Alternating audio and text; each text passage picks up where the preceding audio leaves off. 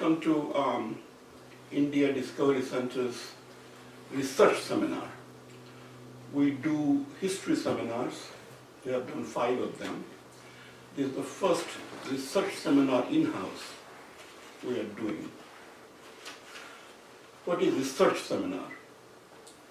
Research seminar, something that we did not exist before. We tried to figure out what it can be, could be, what it is. Now, the part of India Discovery Center, when we started India Discovery Center thinking about it many years ago, it showed up that the biggest contribution that India has made to the world is in language. And they spent enormous amount of time on sound. Who speaks? How do you speak? What sound is? Where sound came from? Does sound die? Does the universe have a sound? Is sound God? What it is? So it's a mysterious thing because sound may have a soothing effect. We cry, we laugh, so we release our stress by sound. Sound has also an affection effect. We deliver by our emotions by sound. So those things have been analyzed. And those analyses are pretty long, convoluted, analytic, philosophical, rich. All literature has not been studied yet. The literature regarding what sound is. What has happened is that sound itself has propagated as word. So this analysis of sound in very early times somehow converted itself to words. And those words, some basic words, they moved. They have moved. There is no detailed history how they have moved, but there have been some kind of a correlation analysis that how same word can be interpreted differently in different places. But that doesn't say why a word is as it is. So what we would be doing, or we're trying to do, to see whether we can understand what sound is. So we have 3 presentations today. The first would be, again, when I say presentation, these studies have not happened before. This is like a pure hypothetical postulates, following may be. So we are blessed that you are here and you examine whether is there an analytic process to it. Do you see the logic? What are the flaws? We have presented this in different forums, that they call World Sanskrit Conference, and we have presented in 2 of them, but not in a setting where we have time to many questions. And we will try to expand it further, and before we go further, we thought we'll have a local seminar. So the first would be what we call Rasha Sankhya, which is whether each of us have different sounds. How does sound vary? The birds, animals, human beings, women, children, our own variation. So all those sounds are same, or that the variation to it. What causes it? Why we say the same word many different ways, depending upon our condition, state. So that's a analysis with the Indian analysis of state called Sankhya to what we think a neurological condition of brain. Then we have a second paper which we'll present that suppose in that process of sound variation, you do create a noise.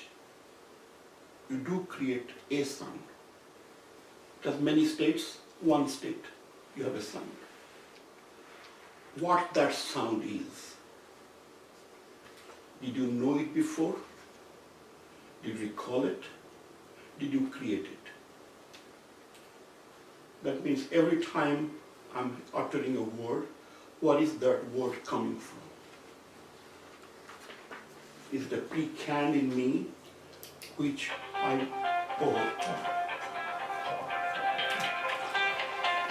you kindly all shut off your systems if you can. Sorry.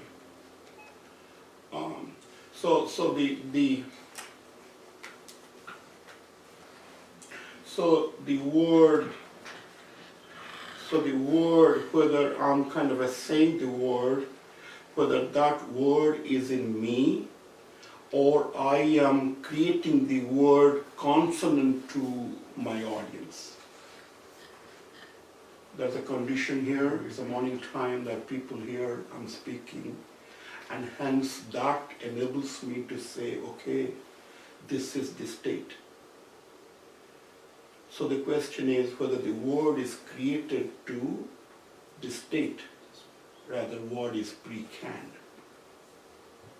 And how much is pre-canned, if any. So that would be the second analysis. And third analysis would be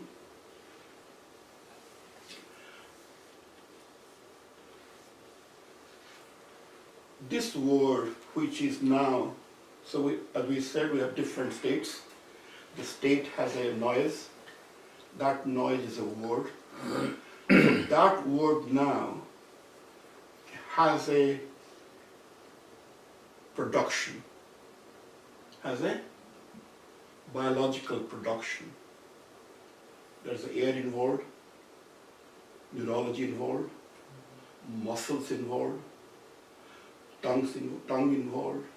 So the question is, so it is not simply I'm saying, I'm also using my body to say it. So how each word, does it convey differently because my body is operating differently? Is it? So there are some analysis again from the Buddhists and Indians, Indian philosophers, saying that if you do the properly use a word, then your breathing system will be cleared. They call it pranayama. So that is, it's a control of your breath. So sound is not really what you produce. Sound is also discipline. So then the question is what the discipline is, who brings the discipline. So what we'll analyze in the third paper is, there's the Indian grammarian called Panini, and how he creates these syllables, and to check whether his analysis of syllables has anything to do with our breathing. So that will be the three papers. And we'll also, once we do them, we'll have a little discussion about how we are proceeding forward and so on. So we call it a language research seminar, and we call ourselves a language research group. We meet once a month, that's occasionally a couple of times a month. Saturdays, first Saturday in the morning.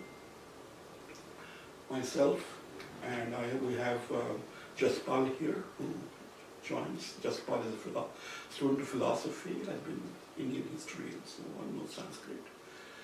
Prem comes. Prem is a computer person, he's an Oracle, from Oracle, he worked for the Oracle, but also has taken interest in neurology and brain sciences and anatomy and empirical observations of what sound is through music. Then we have Bela. Bela is a neuroanatomist. Bela worked for this Harvard Medical School for many, many years. He's from Hungary. So he has his basic interest in language being Hungarian. And also Bela and I were part of a large project called Human Brain Project, where we worked, for the first time we thought about this, maybe 25 years ago, about like how the brain works. Then we have Hardeep. Hardeep also is our team. Hardeep comes, he's a designer, but it keeps us in track about how people really speak, how children speak, the empirical, because you can't simply theorize, you have to also be on the ground. So he puts us back into say, this is what I have heard. And she had the advantage of having grown up in England, so seeing multiple languages, and hence she has a capacity to see how a language may vary between, a word may vary between languages, same emotion may be expressed differently. So that is how, and then we have, Seshadri is not here. So another person from MIT, he comes, he's an electrical engineer. Then we have a biologist, he's not here now, Shiva Gautam. So like that, this is the group. We meet, we discuss.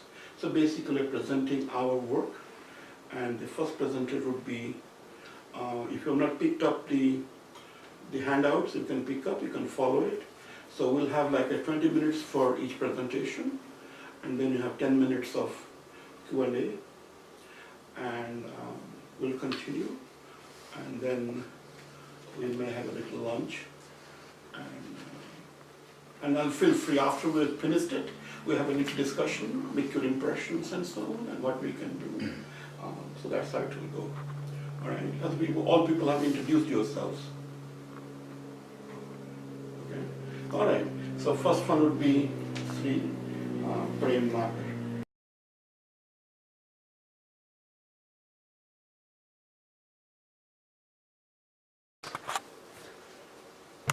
Thank you, Dr. Mishra, for the introduction of this entire project.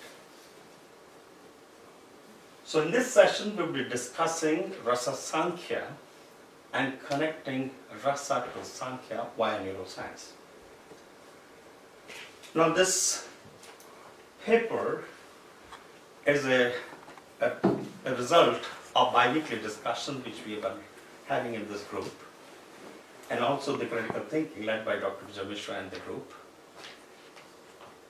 And we analyzed the empirical, the analysis which we did on the philosophy of India and others, and Western philosophy as well. And also, we looked at the neuroscience, and with Bela's expertise, we could enlighten ourselves and also the entire process.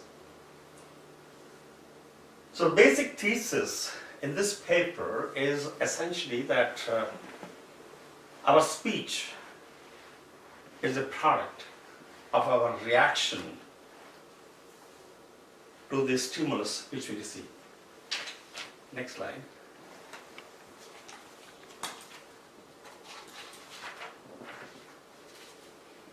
This will follow the basic agenda of goal of the paper, etc. But basically, what we did was to understand and interpret rasa based on the philosophy that includes Bharata's Natya Shastra, then Vedic and Ayurveda literature, and Sankhya philosophy of Kapila, and current findings in psychology and neuroscience, and neurological finding on emotion, and connecting memory imprints to bhav, and connecting rasa to emotion. The idea is to develop a cosmological model of Rasa Sankhya. Next slide.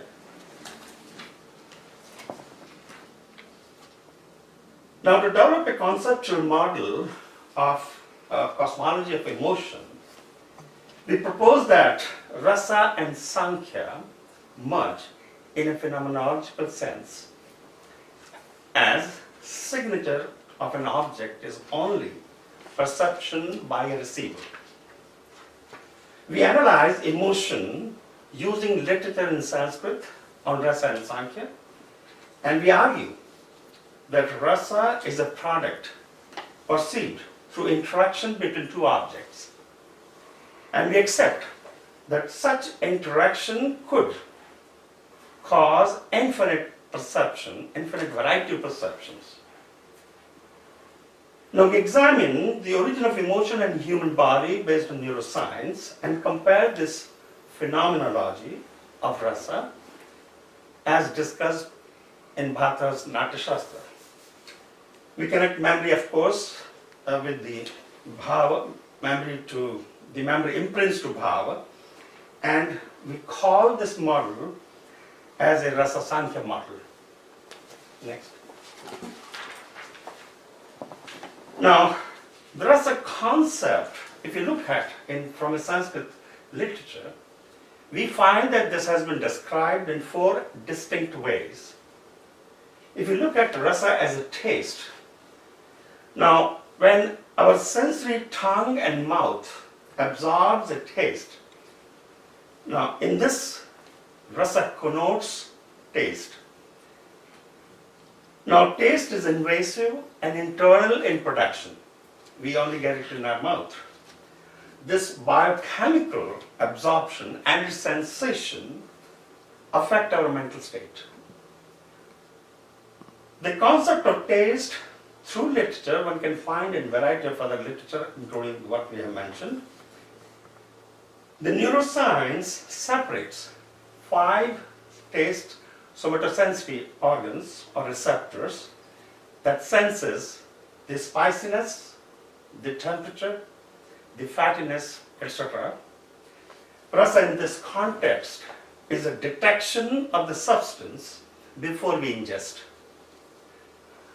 Now let's look at rasa in Ayurveda, which is essentially talks in terms of juice of a substance. And Ayurveda uses rasa as a medicinal chemical to examine the body of a person and also treat a person. Now, in other words, rasa manifests in an object by interaction with another object. The manifestation may reside and maintain in a receiver even when the interaction ceases. Rasa manifestation could arise through memory recall when we ruminate, when we remember, recollect certain things. Now, let's look at the rasa in Vedic literature. In Upanishad, rasa signifies an active ingredient in a substance. In cosmological sense, rasa qualifies as an action. In Bhagavad Gita, Krishna declares, I am the rasa in water, the taste of the water. In Nirukti, rasa body aura is used to diagnose and treat a patient. Rasa in Arthashastra, Bharata used rasa as a psychological condition, your mental condition, and theorized that human is endowed with bhav, which connects mind through rasa, and bhav is rooted in rasa in us, such that the activation of bhav manifests rasa and we immerse in it. Rasa manifestation is categorized as Shringar, Veer, Radha, etc. And to summarize this aspect of it, bhava is a memory event and rasa is a mental event.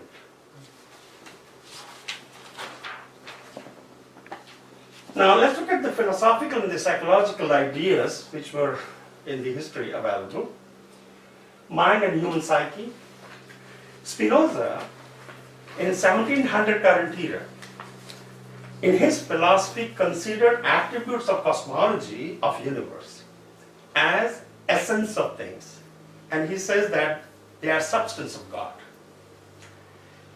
Now we agree with Spinoza that true attributes are divine and not fully comprehensible by human senses. When we look at Kant's theory of cognition, where mind shapes and structures experience, an understanding of the world is founded in experience, the experience we gain, and a priori concept which is nothing but a derived understanding based on our experiences. Now, cosmology of Sankhya by Kapila of 700 BC, if you look at, and he talks about individual distinctiveness, where he says the universe has two realities, Purusha, which is your consciousness or consciousness, and Prakriti, which is a matter, and Jiva, which is a living being. They're all bonded with Prakriti. Now, this fusion of Purusha and Prakriti led to Buddhi, which is your spiritual awareness, and Ahankara, which is an individualized ego. And then universe is created with the Purusha Prakriti fusion or infusion with elements of senses, feeling, activity, mind.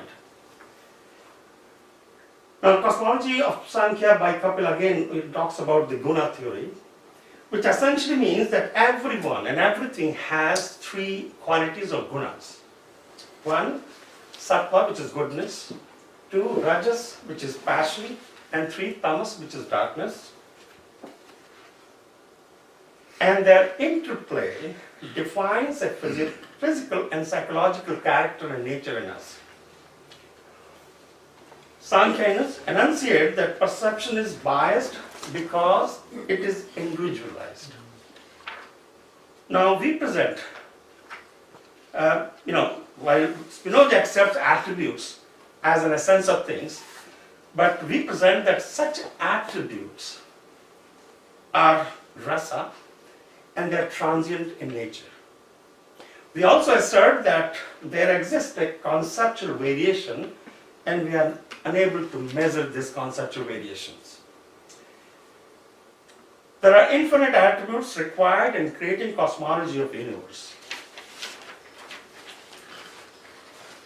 Bhava from Natyashastra, Bharata used rasa as a psychological condition, as we talked, and theorized that we are endowed with bhava, and bhava connects mind through rasa and defines rasa as a latent condition which is supported by bhava. Bhava is rooted in our latent rasa in us, and activation of bhava manifests rasa, and in turn reinforces bhava in body, and we immerse in rasa. Bharata recognized 8 types of rasa and suggested a physical manifestation of bhava as Sai bhava. Essentially, body function affects mind and vice versa. The mind affects body, body affects mind. Now let's look at the ambience. The ambience of a stimuli, which is visual, sound, and other sensory input that aids manifestation of bhava, these are cosmological conditions and probabilistic in nature, as vibhav helps trigger bhav and rasa. Now, let's look at rasa and bhav and their interplay. So, rasa triggers bhav in our setup, and attributes could create rasa by interacting with another attribute of other object. Attribute itself is inert, but it is the interaction with another attribute of another object animates this attribute and creates rasa, which is local. Rasa is psychological, bhava is physical, and they have a mutual interaction. Rasa absorbs in the body through bhava, and Bharata's visual art system is based on emotional impact due to rasa. Emotional impact affects entire body. All parts of the body participate and manifestation of rasa. which is a facial muscle, body muscle on emotion. So emotional impact of rasa has neurological effect and expressed through muscles, actions of muscles, and through face and body and speech. Now let's look at the neurological problem. The rasa is the stimulus. We are individuals because of our genetic makeup, and that gives us a genetic capacity. And we have unique experiences. Now this is how we become unique. We therefore have a different thresholds of excitation on a stimulus. This is subjective and personal. Therefore, response to emotional stimulus is uneven. Not everybody will get the same response. So different emotion needs a different threshold of body excitation. Now let's look at the mind-body interaction. Bharata enunciated that bhava and rasa are intermingled. There is an interplay of these two. And bhava is a bodily function and rasa is a psychological condition or function. Bhava is built in and stays latent when bhava comes into life through when you get the rasa. Next.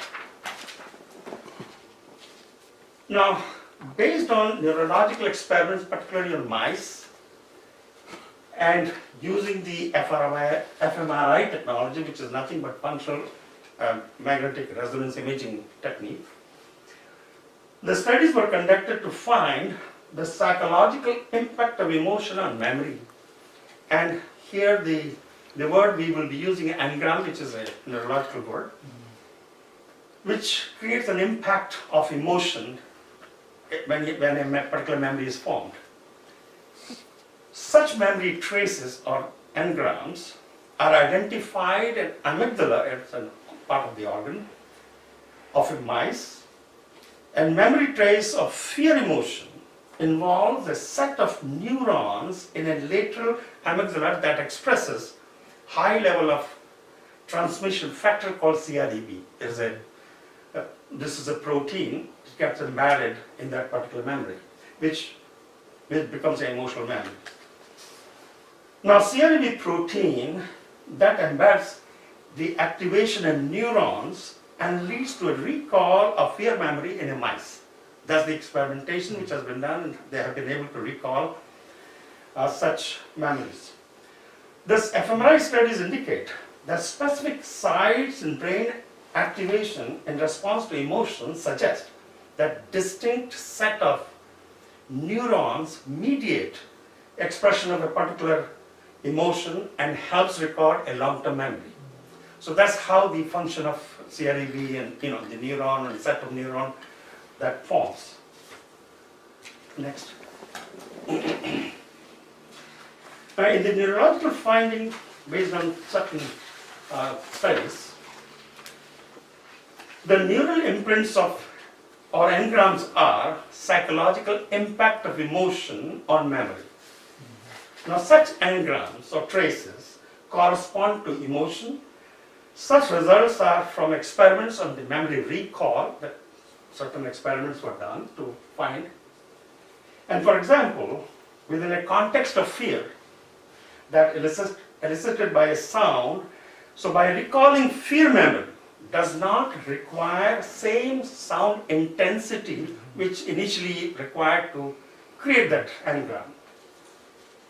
The second, based on Kim's analysis, once a trace is created or the engram is created, it has a permanent effect in brain. The amplitude threshold during recall is much lower than during the initial phase or initial trace creation. Further studies also were done to check the effect of stimulus after the ablation of CREB neurons, and CREB neurons are nothing but simply act as a marker to the change in the memory. Now, let's look at the conceptual Rasa Sankhya model. And we are using two terms, Rasa channel and Bhava channel, and we'll explain what it is. So when we receive an external stimulus, that external stimulus is embedded with, we call it rasa channel. This embedding is nothing but the proposition or the suggestion which has come out of that particular stimulus. These are infinite and cosmic in nature. Sensory organs of objects acts as a transmitter or a receiver. So when these sensory organs are receiver, or I'm talking to you, I'm transmitting and you're receiving. So sensory organs of the object acts as a transmitter and a receiver, and our sensory organs are receptor and also transmitter when someone else is a receptor. So any such stimuli with our intentionality, now this is our intentionality, what we want to do, can propel possible manifestation on reception. Now Bhava channel has a relationship with the memory engrams, and this resides in brain, and these are created engrams of the traces of the past experiences. The Bhava channels are innate channels through guna, basically the genetic, the makeup which we have, which is our genetic makeup, and hence that's our capacity. Bhava intensifies through experience as these are nurtured through experience and become neural imprints. Next. Now this is a schematic presentation discussing the conceptual Rasa-Bhava model and how the interaction of Rasa channel to Bhava channel, which is essentially what the proposition was, what our engrams are, how they are interacting, and what is the recall. And this Rasa-Bhava channel interaction creates certain impulses, and that impulse in turn triggers certain muscular action. So this is the schematic of that entire flow which we have talked earlier. So let me summarize that. So we received an external stimuli. It has an embedded proposition, which we call it as a rasa channel. Sensory organs act as receptors, and in brain and mind, seeing, sound, and other sensory impulses that are received and analyzed by interacting with the memory engrams. And rasa channels interacts with the bhava channels, which is nothing but your engrams or memories, and this rasa bhava impulse triggers a muscular action, which could be a facial expression or a speech coming out from your mouth. Next. Now, this is an idea presented in a schematic to give you the neural imprint, which is a memory model which we have been talking about. So again, an external stimuli we are receiving. It goes through the sensory organs, and the sensory organs are the receptors. Now in brain, these stimuli has bound against our memory, which has found those bhava channels or bhava or those engrams, and this rasa bhava interactions has created a particular impulse, and how that combined interaction is creating an action. So that is the description, and that is the schematic of this, and let me describe this briefly. The external stimuli with the rasa channel embedded as a proposition of the stimulus received. Sensory organs acts as a receptor, and in brain, interaction of rasa bhava channels triggers selection of neural imprints which are there as an engrams, either for perception or if it is a new experience. So for the purpose of encoding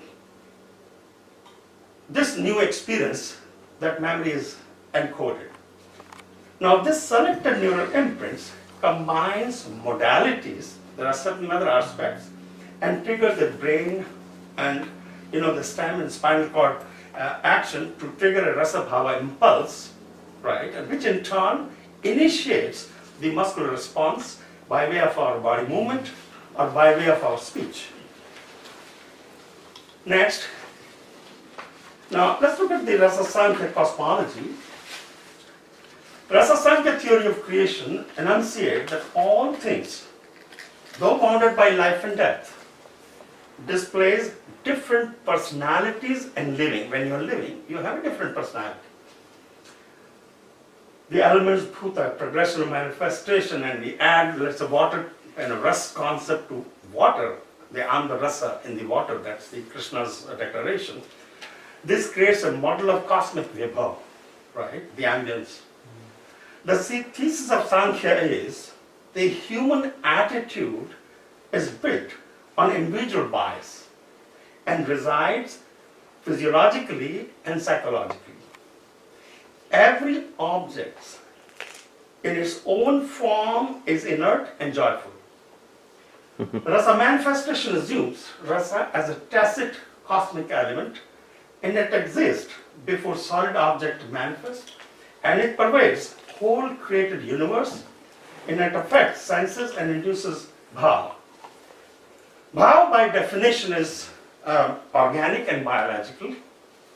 We speculate the bhava in personality develops through memory as we accumulate experiences. We deduce that our experience, that an external stimulus is capable of affecting through memory recall of past experiences. The effect of stimulus is strong on us when the memory has deep impressions of such experiences, and we connect the new research that memory does get partitioned in a different experience structures and creating a neural imprints. So there is a memory partitioning inside. We speculate that this structure acts as the basis of bhava. The neuroscientists have recently found an anandamide, which is nothing but a bliss molecule that may be responsible for this particular state. Now this is the model of Rasa Sankhya, and it's a very composite sketch giving the entire picture together. And this shows a composite sketch and our view of cosmology of rasa. And rasa sits latent in mind and is activated through sensory stimulus. I don't want to repeat the details. And helps in creating bhava that creates the objects and universe. Bhava reinforces rasa and manifests as speech. Once the state is triggered, one can live in that state without additional trigger by recollection and becomes enlightened, as Buddha did and claimed samsara in nirvana, as Nanak referred this union as Sabdhyanand Kare Sadkela. Sufi call this as a state of fana, and which is nothing but a drop of water merging in an ocean. Next. No, next. Yeah, hold on. No. Hold on here. Yeah, come back, please. So in summary, to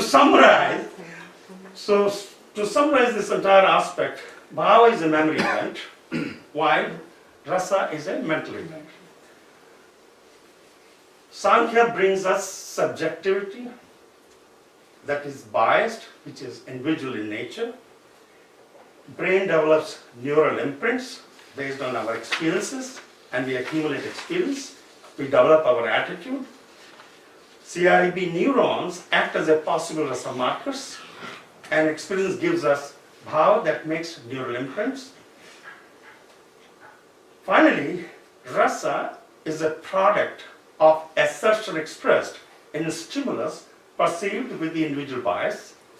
And our basic thesis, speech is a result of our reaction to stimulus, which can be internal and external.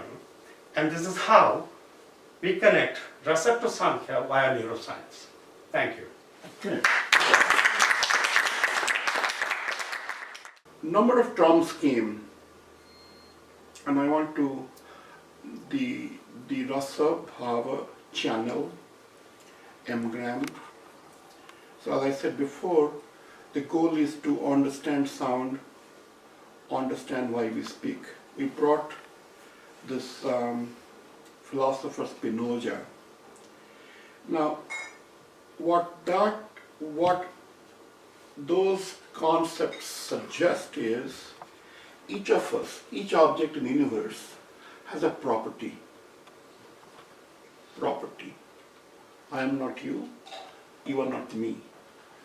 And we are the best when we live in our property.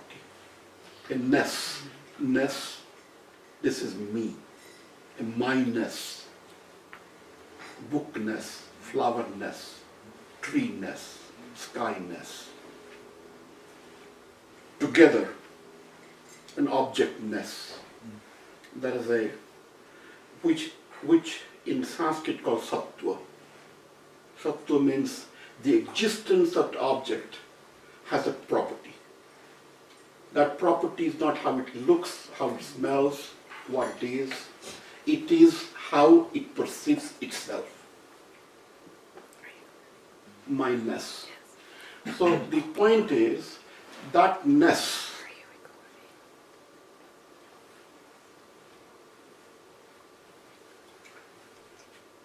that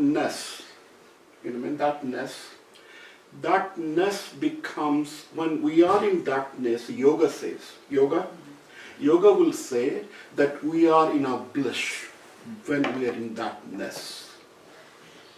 When they call it self, Atman, so that is you.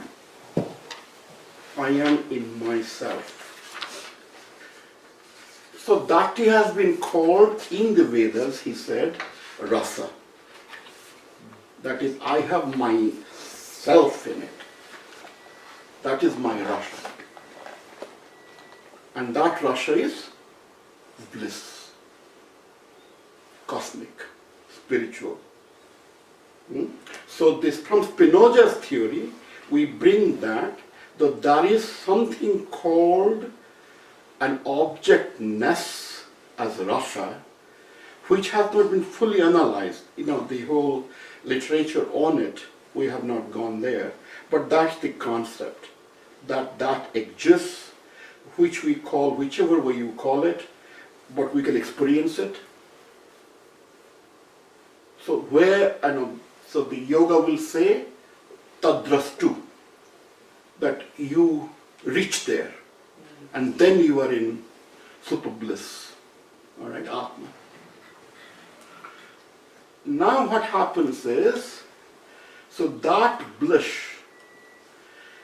then becomes also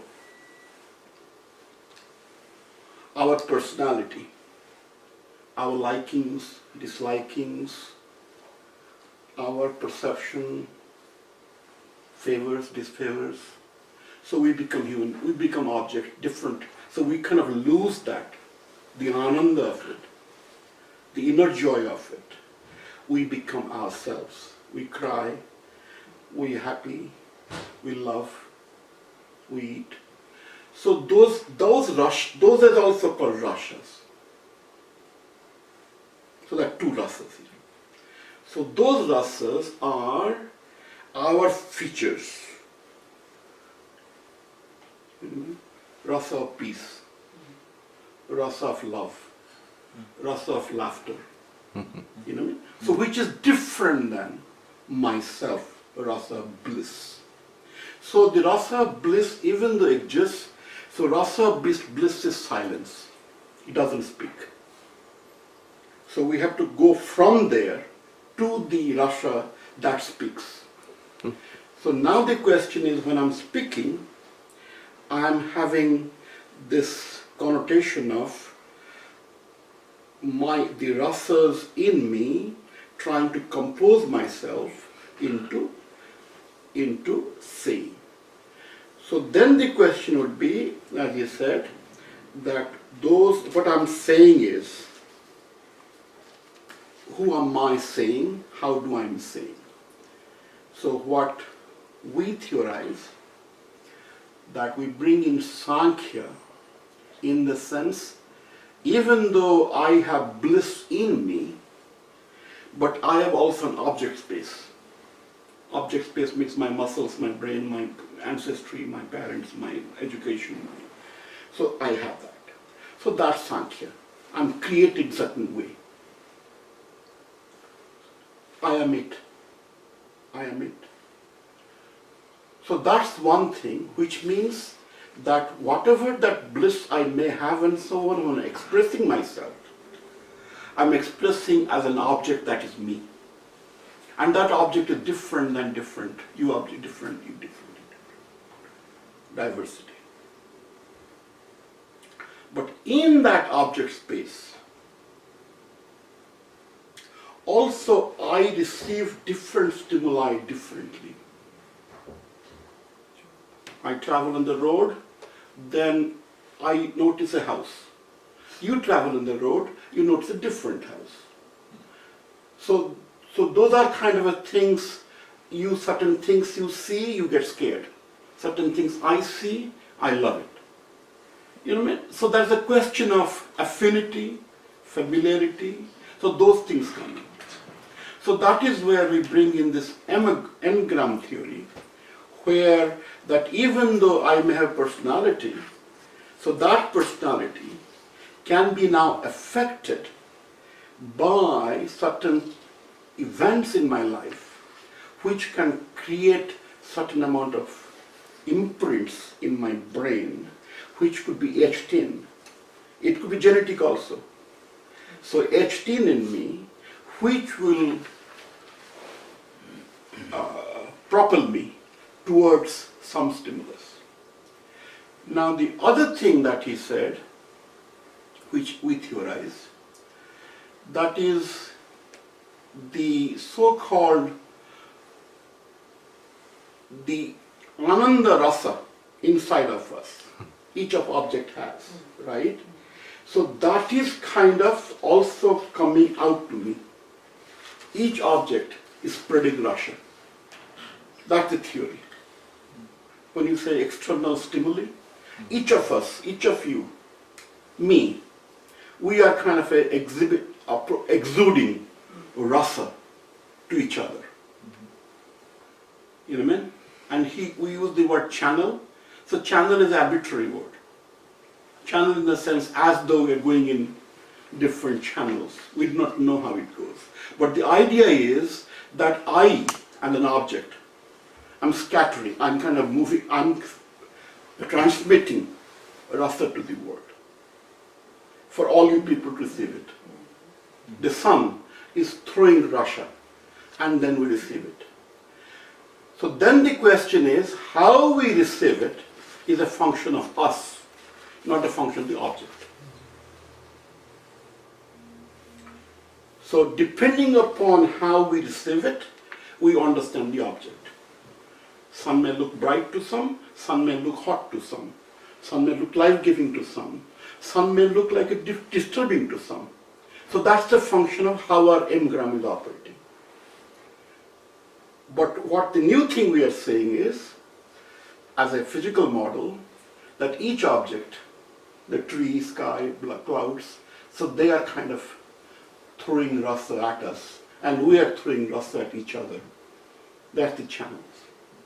And that rasa eventually gets captured, and then once it gets captured, as you said, so that becomes, that's another word we use, bhava. So like rasa comes to me, your rasa comes to me, then that affects me. When it affects me, that process, which is biological, blood will flow, neural actions will take place, I have to think, you know what I mean? So those are all bhava. Bhava in the sense that's a physical state. We said rasa as a mental state, in the sense I receive it, but once I receive it, you know what I mean? I get affected by it. So that's the bhava.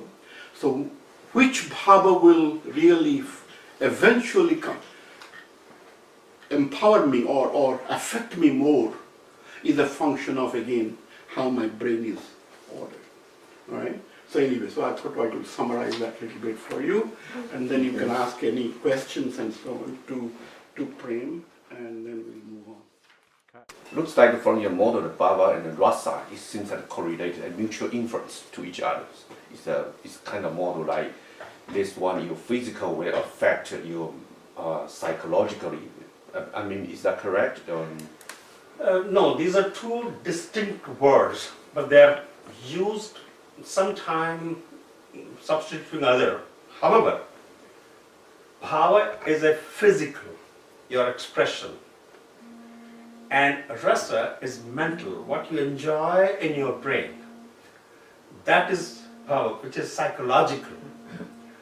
So there is a difference is that ras or rasa you enjoy based on your, because it creates a psychological condition and in brain, and that propels your body to move because there is an interaction of bhava rasa and your body expresses. That expression which you give is bhava.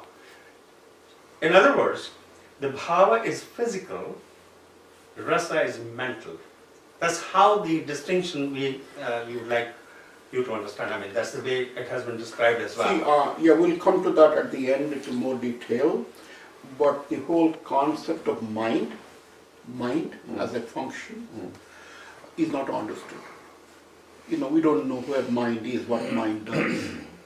But what we would suggest is that there is some kind of a mental plane which propels you to an action. Your brain is not propelling you. For example, you are here, your mind is moving somewhere else. That can happen, which is not physically contained by you. So that process we have not fully understood. But that you have that mental process, which means that a memory, something will happen to you and you become happy by itself, which has no stimulus here. Things of that nature. So we'll discuss that in more depth after we finish all three. Yeah, just to come back what this was saying, you developed a curiosity mentally that what is rasa and what is bhava, why they are interchangeable. There's some confusion here. This is your mental state. This is what we are calling as rasa. Now this propelled you to raise your hand and ask a question. That's your expression. That's the bhava. Right? So that's the way I thought you'll be able to take it. Okay. Oh, you have a question? Yeah. I don't know. Yeah, sure. So the engram concept that you said, right? Like you have the imprint in your mind, and then you have the impulse, right? So like, did you research that? Can it go deeper than mind, like into your consciousness or some of the other realms? In a sense that in this mind is, let's say, matter, right? That is something I've accumulated in this lifetime, so to say, right? Can I have some other experiences, right, which are so negative, and my impulses, based on those experiences? Okay, let's put it this way.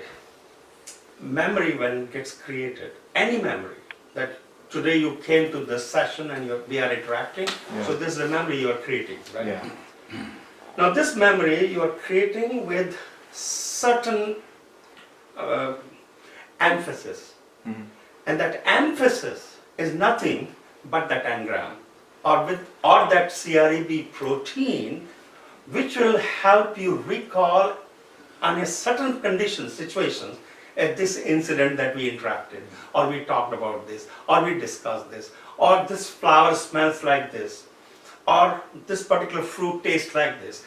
So these are those special properties that gets engraved in your memory, which we call it as a trace or an engram, which are nothing but some kind of a protein, CREB protein, and that is an impact which is established in the memory. So in a given situation, when we are saying a rasa channel and bhava channel interacts, what it essentially means is that whatever impulse or the stimulus which you have received and you have processed, now you are interacting with the brain, with the memory, you find a similar memory available, which is an engram, which has a CREB protein, which is helping to interact. And this interaction creates an impulse to express. Okay. Thank you. Very good. Yeah, yeah. Thank you, thank you, thank you. Bella is there, okay, all right, good. So next one is by Dr. Bella Kosaras. Bella is a physician, did neurology, neuroanatomy, taught for many years in Hungary, came to US, and then has been in Harvard Medical School ever since. Retired a few years ago. Then we had the occasion to produce the first ever digital brain atlas. So they had a project and so on, I helped them. So that's how we knew each other. And Bella is very analytic. He's kind of a more practical man. He does with his hands, creates, sees visually, and analytic in the sense he has a whole host of information in him about how the brain works. Now from the modern theory of neurology, the brain is the complete instrument. Nothing happens besides brain. So when we say rasa affects me, rasa can't affect me without brain. So the question then is, how does the brain as an instrument becomes cognitive so that it can react? So which means that the theory of Buddhism or theory of Indians saying that there is a mind as a construct, contradicts the thing that mind has. If a mind exists, it's a function, it's inside the brain somewhere. So that is where we have not fully resolved, but we have the greatest pleasure of having associated with Bella, the finest gentleman you've ever seen, and the finest scientist you've ever seen. So we have the real privilege to have Bella Kosaras, and he will talk to you about the semantics versus lexicon. So this is a concept came up in the sense that from the rasa Sankhya, Sankhya is we're all different. Rasa is we are bombarded with information from the universe. Different objects, different spaces, they're giving us. So that information gets processed in us. That is the Rasa Sankhya model. That becomes us. That becomes our speech. So that becomes our voice. Now the question is how that voice is created, what that voice is. So that is a theory, a linguistic theory, saying that I'm constrained by my language in my voice. I can only say so because I learned so. The question is language a part of you, or language is something that you learned? So then who are you? You minus the language. So we call that semantic. Semantic, as I understand it. So here, we welcome Bella Kosaras.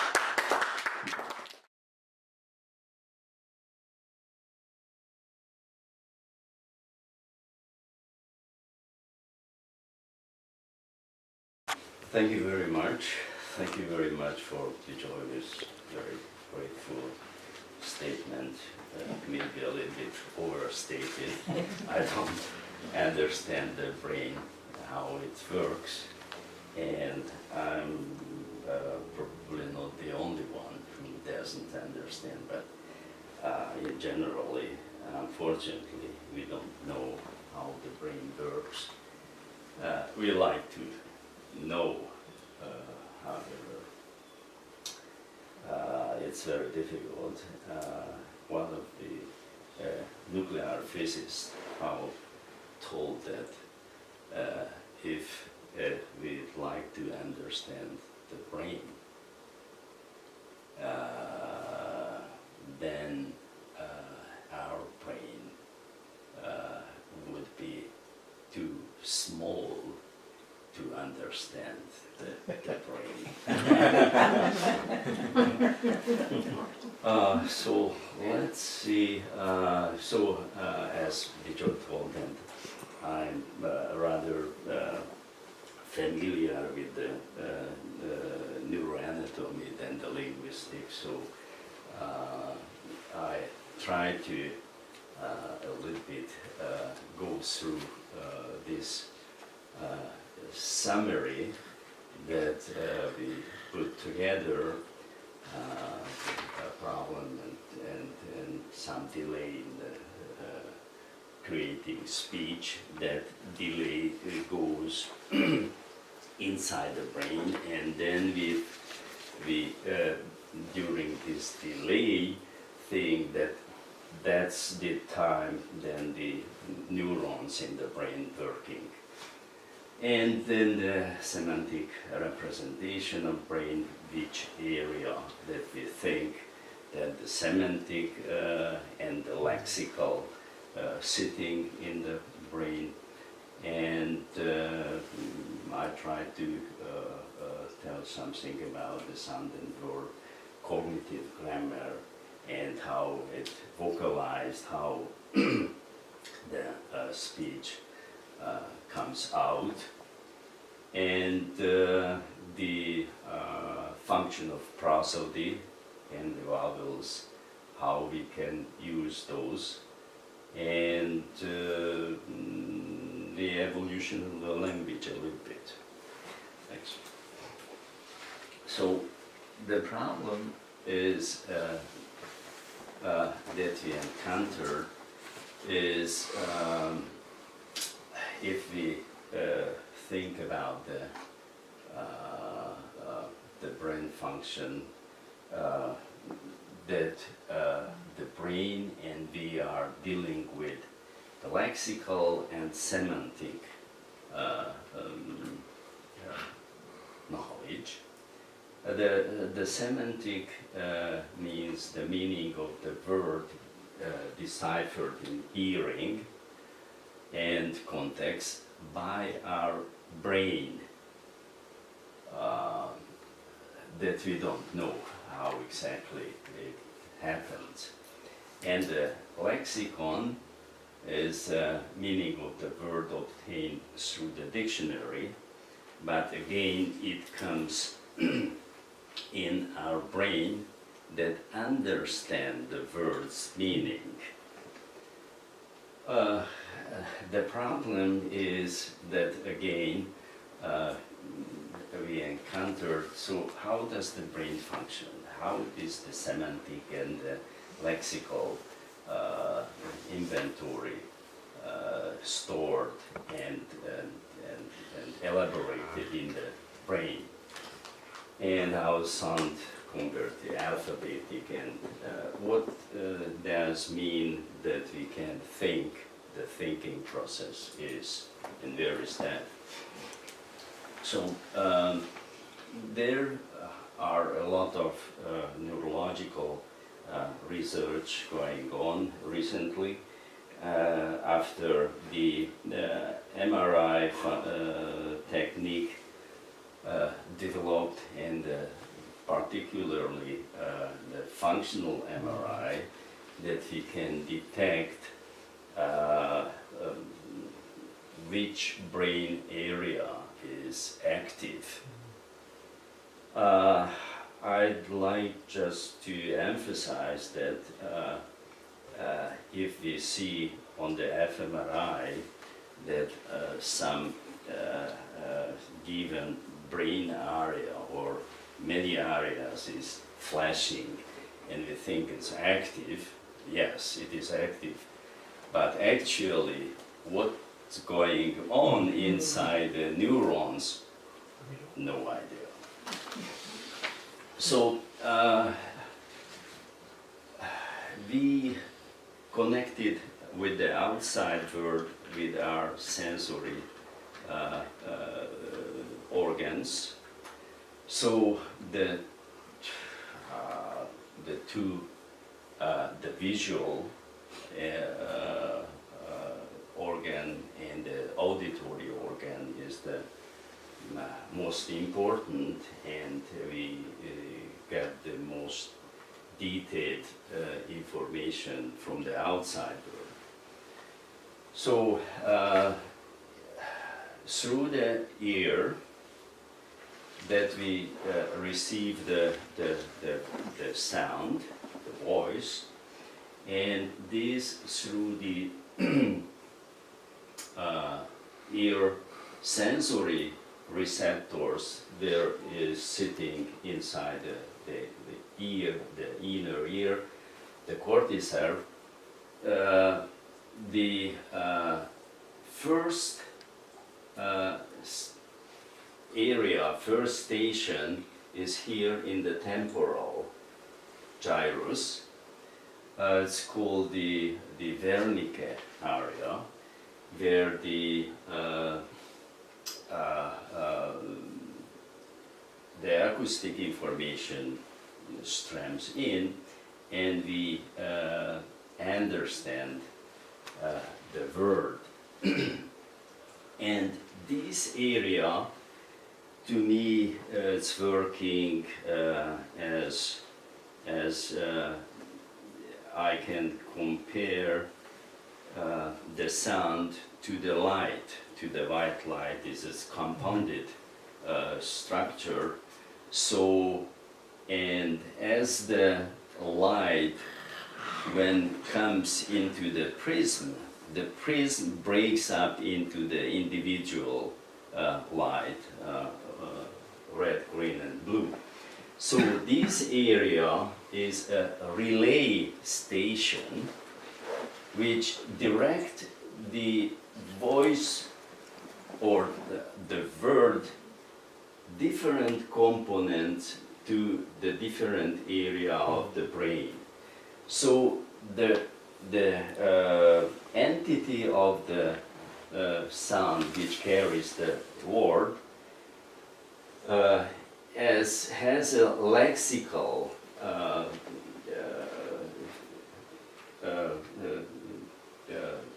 entity, and the lexical storage happened in the middle temporal gyrus.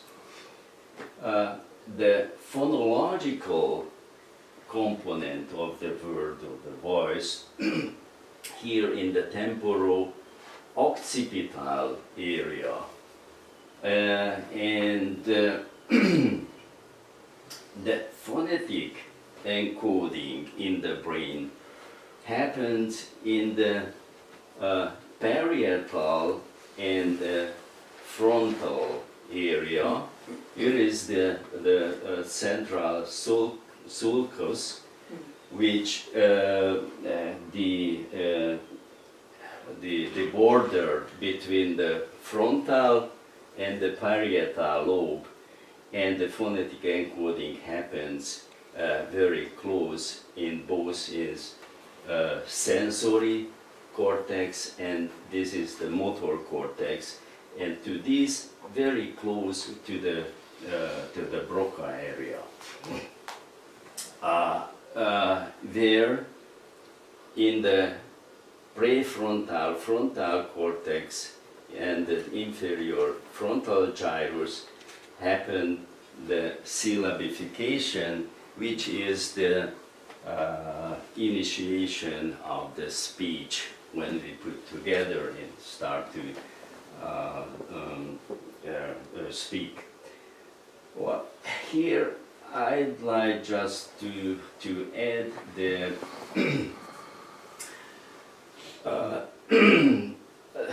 how the brain store the words. Then we can distinguish the noun and the verb. Is interesting. Some research group detected that there is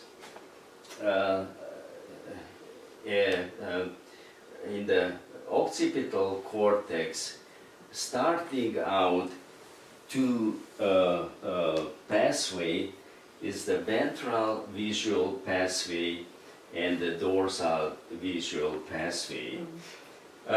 which the dorsal was a little bit discussed and disputed, and later discovered that the dorsal visual password has one, a superior and inferior, which interestingly very close and goes to the phonetic encoding area. And they proposed and noticed that actually with the visual system we can notice the object whether it is a static or it is moving. And they found that the static objects and the word that correlate to the static objects goes to the ventral visual cortex, ventral visual pathway, and is exactly goes through the mid-temporal gyrus, where these words, the static representing words, it has been stored. The dorsal visual passwords, interestingly, convey the moving action, the words that correlate the moving action, and is actually the verb is that if you think, if we say that I'm hammering or I hit something, so these action, the movement involves in it. So it goes very close to the sensory and the motor cortex, where the actual the actual moving intention starting out. So I think that we thought about that this storage, the lexical, phonological, phonetic and syllabification storage, not only just a kind of passive lexical storage and stored in the so-called lexical memory, but very likely the cognitive memory located into in these areas, or as we think that the thinking center, the mind, is mostly in the prefrontal frontal cortex function, is very very densely connected with this area. So it is absolutely not sure that it is individually only this area has the function of storage, or between the two connections. So next, so in the speech, as I told it, so there is a delay when we start to make and select a thought. Then we should select the words, which we select the lexical encoding that guided our concept. and that is about 100 to 120 milliseconds. We have to combine for this word the phonological code, how it will sound. It takes a little bit longer time, and then the phonetic encoding is the other, how we put together the word by the several units. And then as the biology and the brain work very well with a very intense feedback mechanism, so the brain also has a kind of self-monitoring function. So it starts to control how it works and whether it is properly works, properly selected the words, the phonological code, and the phonetic code. This is the so-called self-monitoring internal version, internal form of the self-monitoring system. Next one. So the semantic so the meaning, the understanding of the word is our function, because if we just would have the word as a lexical entity without meaning, without understanding it, then we would like a parrot that can learn a couple of words and to even repeat it.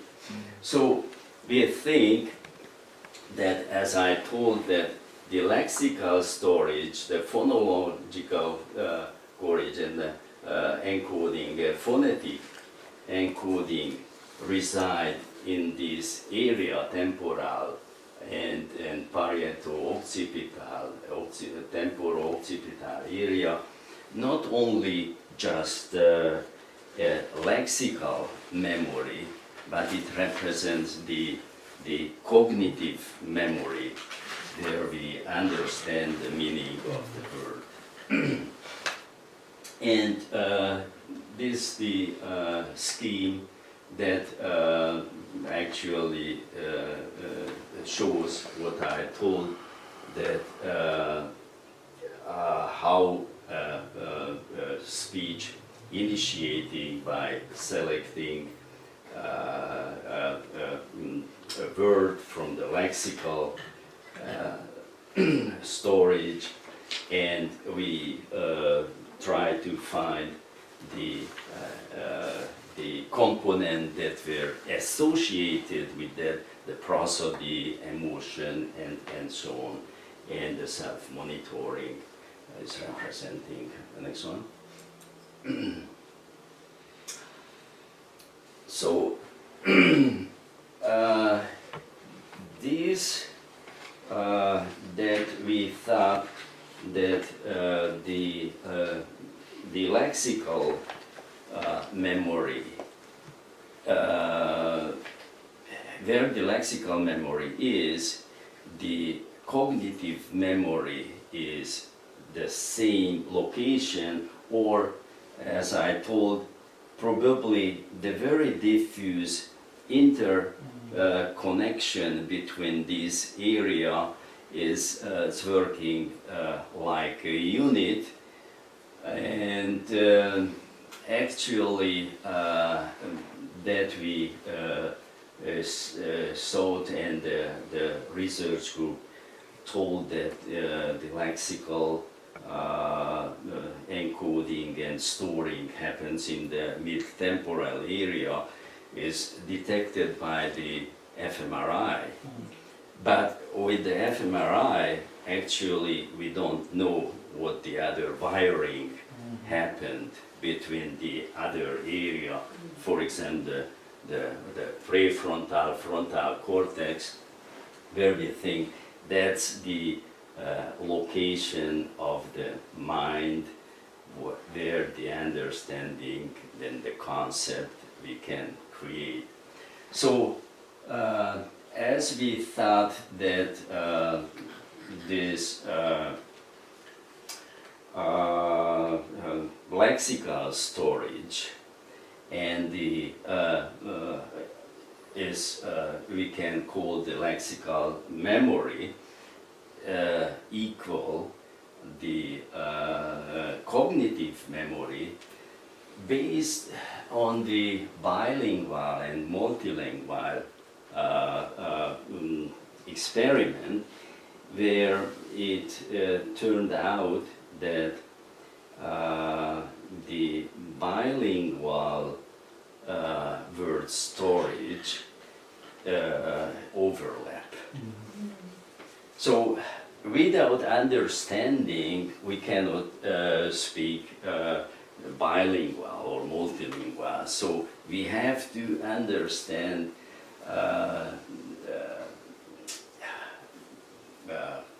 we can say simultaneously.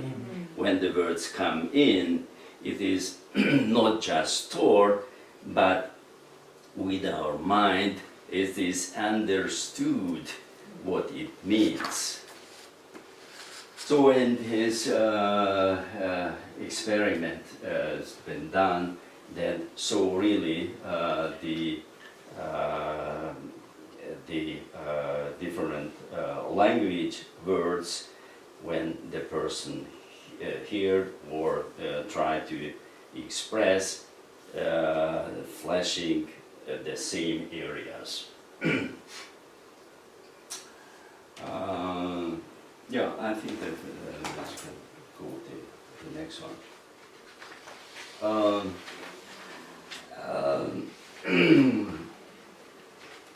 So I think that I can only just very few sentence to say. So we hear this sequential noise or sounds, and I think that this Bartari reflect the as Bijoy and Prem told, that actually everything, every object or the sound carries the essence in itself, and this is the so-called rasa. It is not just only the orange then we take into our mouths and the juice we taste and feel that, oh, very nice, sweet, but the other object, every object has some very specific characteristic entity which definitely designed for the object, and we through this visual information, images, or the sounds, the word, this carries this rasa inside our brain, and then the bhava function, which is very likely the mind function, works, and then the bhava, the mind, recognized what the message has been arrived through the words or the visual images. And then through that, as I told, that very simultaneously the understanding, the meaning of the message elaborated and happened in the brain, in our brain also. Next one.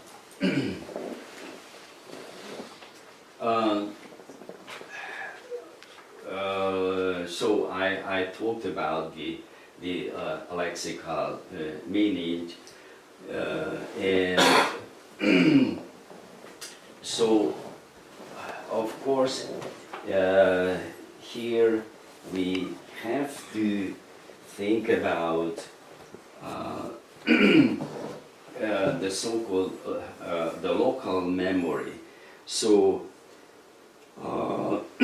if we think a very early tribe person, when they start to communicate, so their memory slowly filling up, and then during the development or during the ages, as their memory filled up and more information being stored, then they can compare the new information with the already inside resided information, and they can measure and compare it.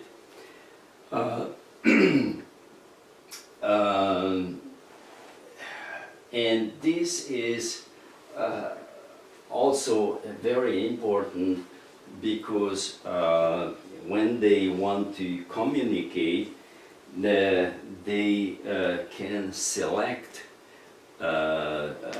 some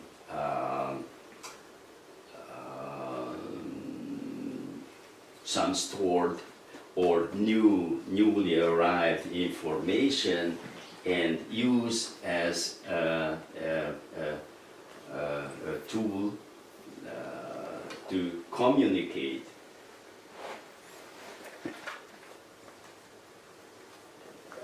Of course, the time delay is very different depending on if we think about, if we talk to each other, the time delay is very short. Otherwise, the conversation would be very difficult. So when in this respect, it means that the brain function is so quick that as I receive the words, the sounds, I immediately, simultaneously understand it, so my brain can elaborate and analyze, parsing very quickly, and also the response that I want to give very quickly comes into my mind, and then it goes to the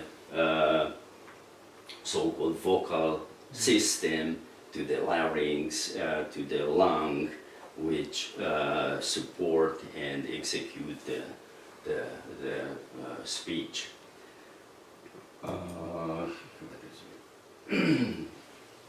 So here we thought that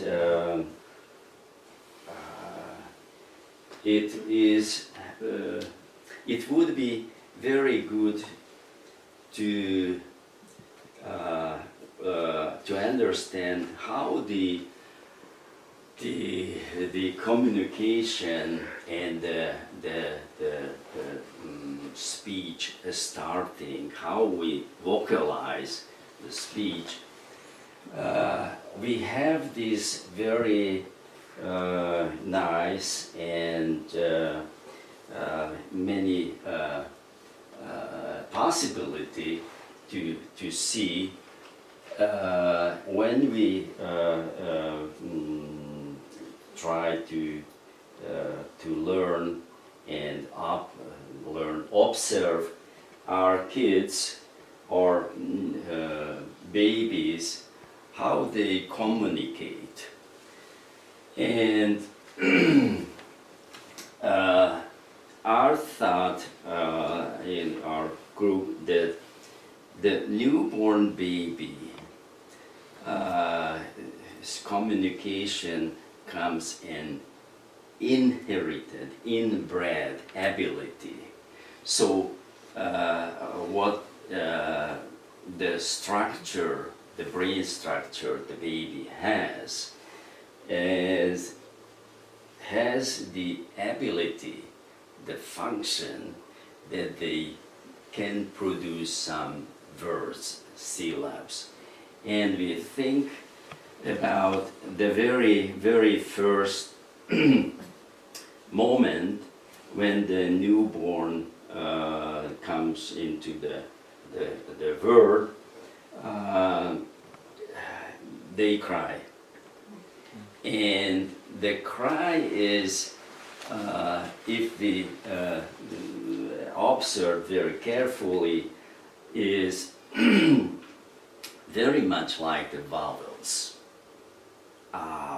Oh, yeah. So, and in the research group also found that about 3-4 months, the babies just can produce vowels. So Patricia Kuhl was one of the who worked with the babies, and he made this statement: the baby perception is as good as the adult. I have to add this, that we have to consider that the baby's age was about 8-10 months that the Kuhl investigated. So it's a very different age, very different. So because the biological, the brain research showed us that the brain hasn't been matured by the birth, and the neuronal axons hasn't been fully myelinated, which insulate the wire, the electrical wire of the nerves, and this insulation should be perfect into that the conductance of the axons happen properly. Otherwise, it doesn't, and so therefore the very young babies cannot repeat our words that we, the mother, father, and the surrounding people saying to them, and they cannot repeat it. So can repeat later when the myelination had progressed, and later they slowly can repeat mama, papa, and so on. So it comes the consonants they can produce, and also for the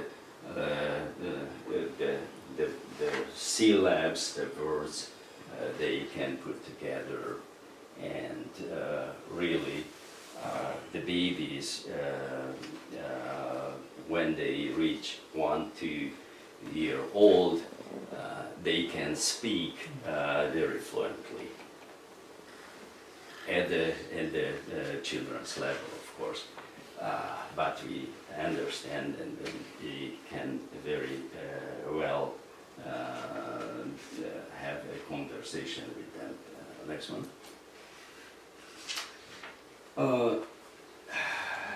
Before the MRI and the fMRI came into service, the brain function was we could investigate, experiment with sick persons who got stroke and so on and so on. We can go further.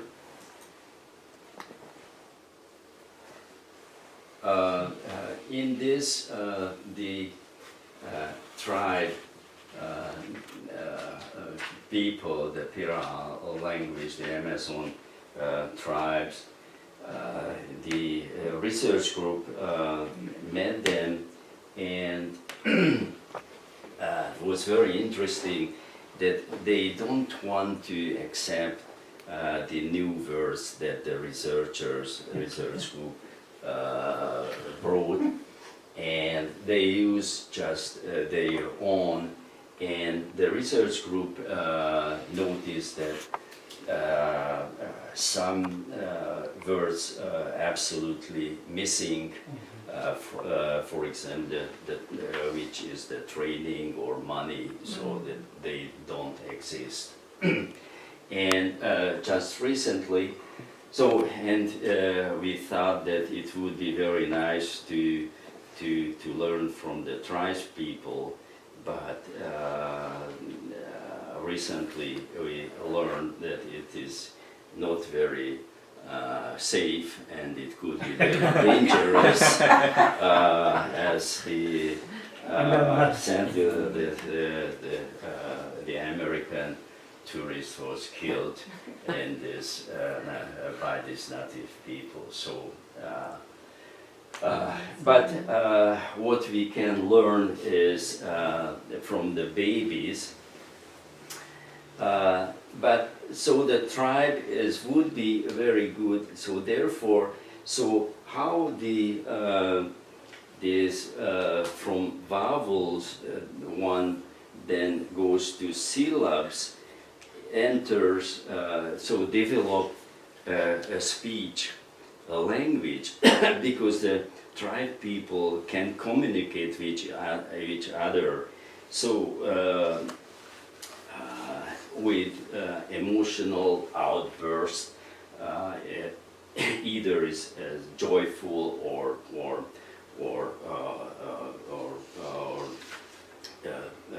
grudges, emotional expression, or so that would be very interesting how they create the words. So therefore, we think that it happened several hundred years, and we just cannot have.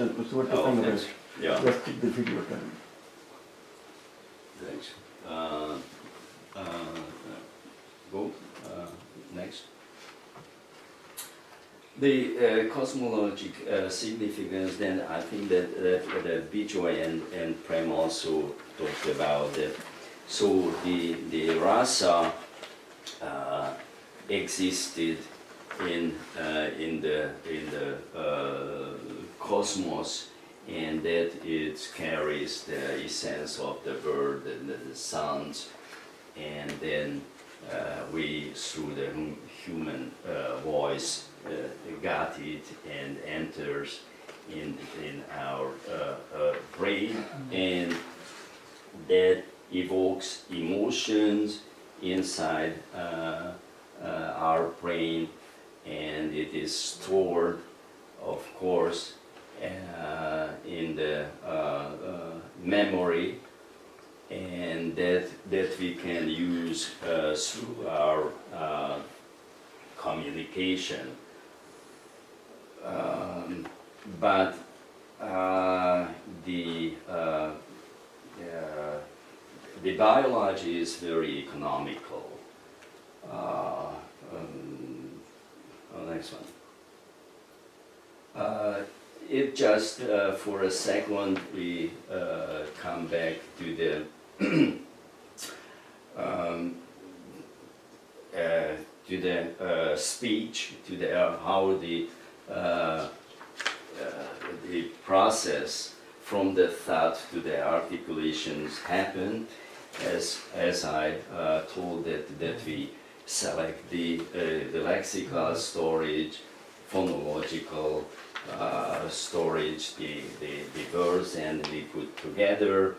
Then is the self-monitoring system has been built up as the internal, but here we haven't labeled.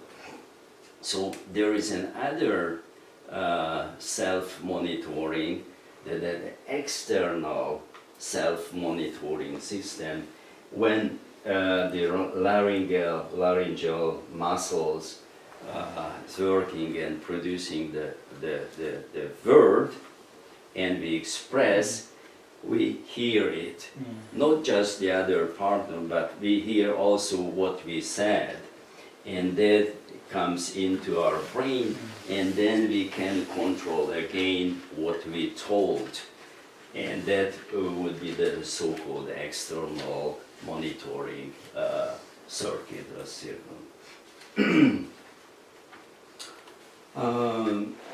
I think that I mentioned that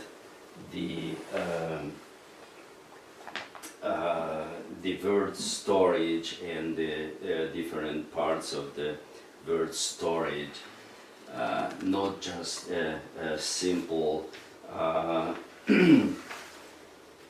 storage, but an active memory where the cognitive memory function that we understand the word's meaning, which I think with the thought that is overlap with the lexical memory and semantic memory and cognitive memory. So that would be a very complex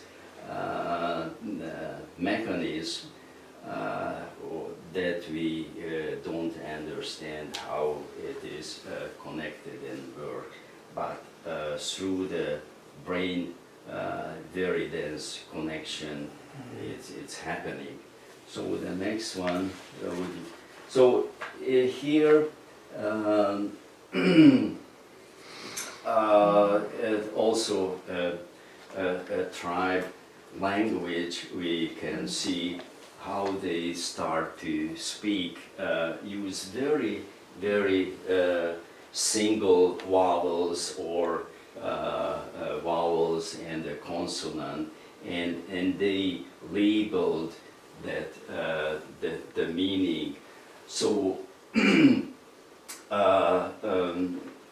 it's probably if we would leave the baby alone, probably the babies would go through this developmental way, but it would have very, very long time, and we don't allow this. So the other word creation is again so very economical, not just the brain function, but the biology, how the communication, the word put together. So, for example, the pa, I think that was a water, and p to drink, and how the other meaning build up to put together another source. So if you don't mind, so it's very interesting because if we see our language, then it is interesting that the noun, for example, shovel, which is the tool, and if you say to shovel, that's the verb. So it's a very, very well connected. It isn't a very fantastic verb, but we put together, it's very well connected, the noun and the verb. As in the brain, I told that the dorsal visual pathway, the verb as represents some moving that should be, or the spade to spade, hammer to hammer, and if we see as about the same in the other language, so in the German, the shovel, shuffle, and Schaufel, or the French, la pelle, pelleter. So it's a very thing. Or in Hungarian, lopat, that's the two, lopatolni. So that's a very same. And, but going because. So at the last flow chart that we put together, that the very primitive humans communicate with the grunts and emotional expression, and slowly with this prosodic rendering, mood, tonality,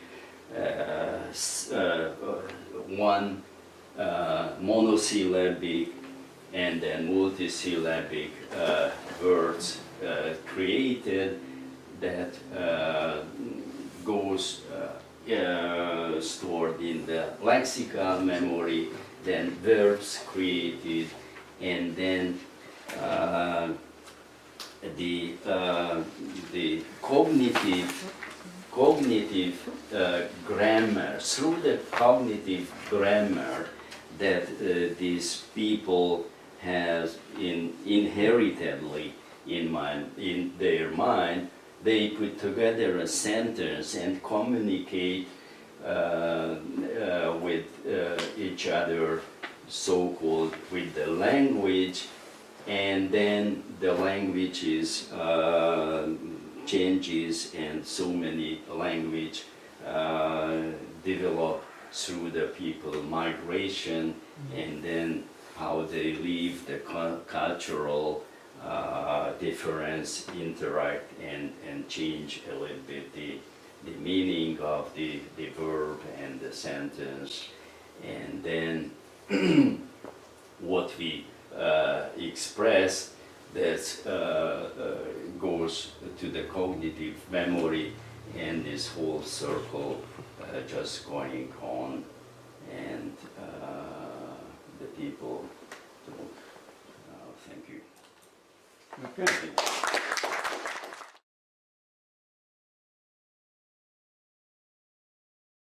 Now, what we learn,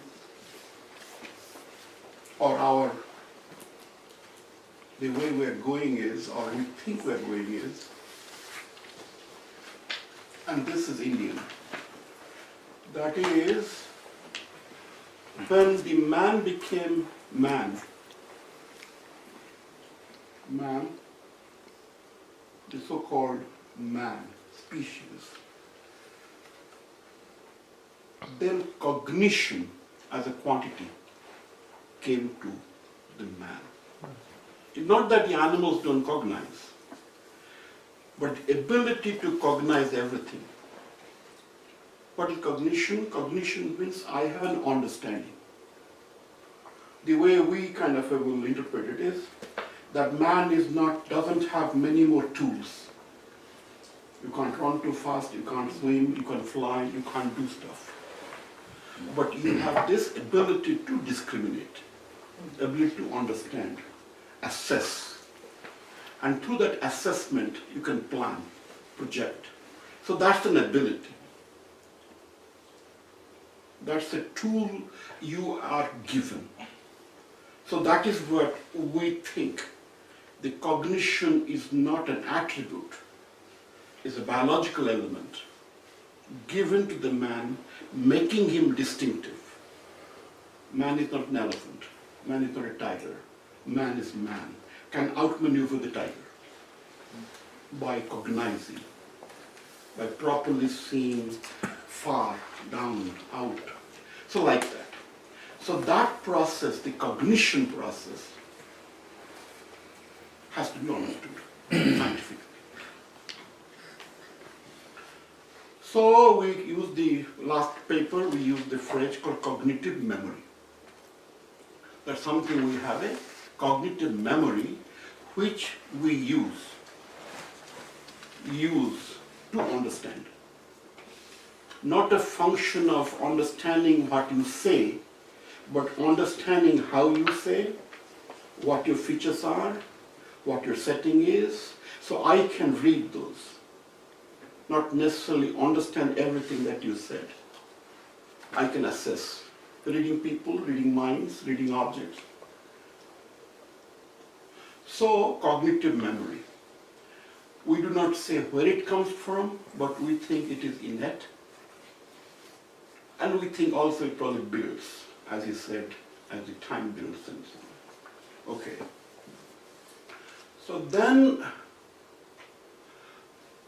cognition is internal. Internal. Internal means my cognition is mine. So the question is, I handle it, I understand it, but then I can express it. This is how I understand. Okay? So when I have cognition and then I have expression, so that is a process. We call it articulation.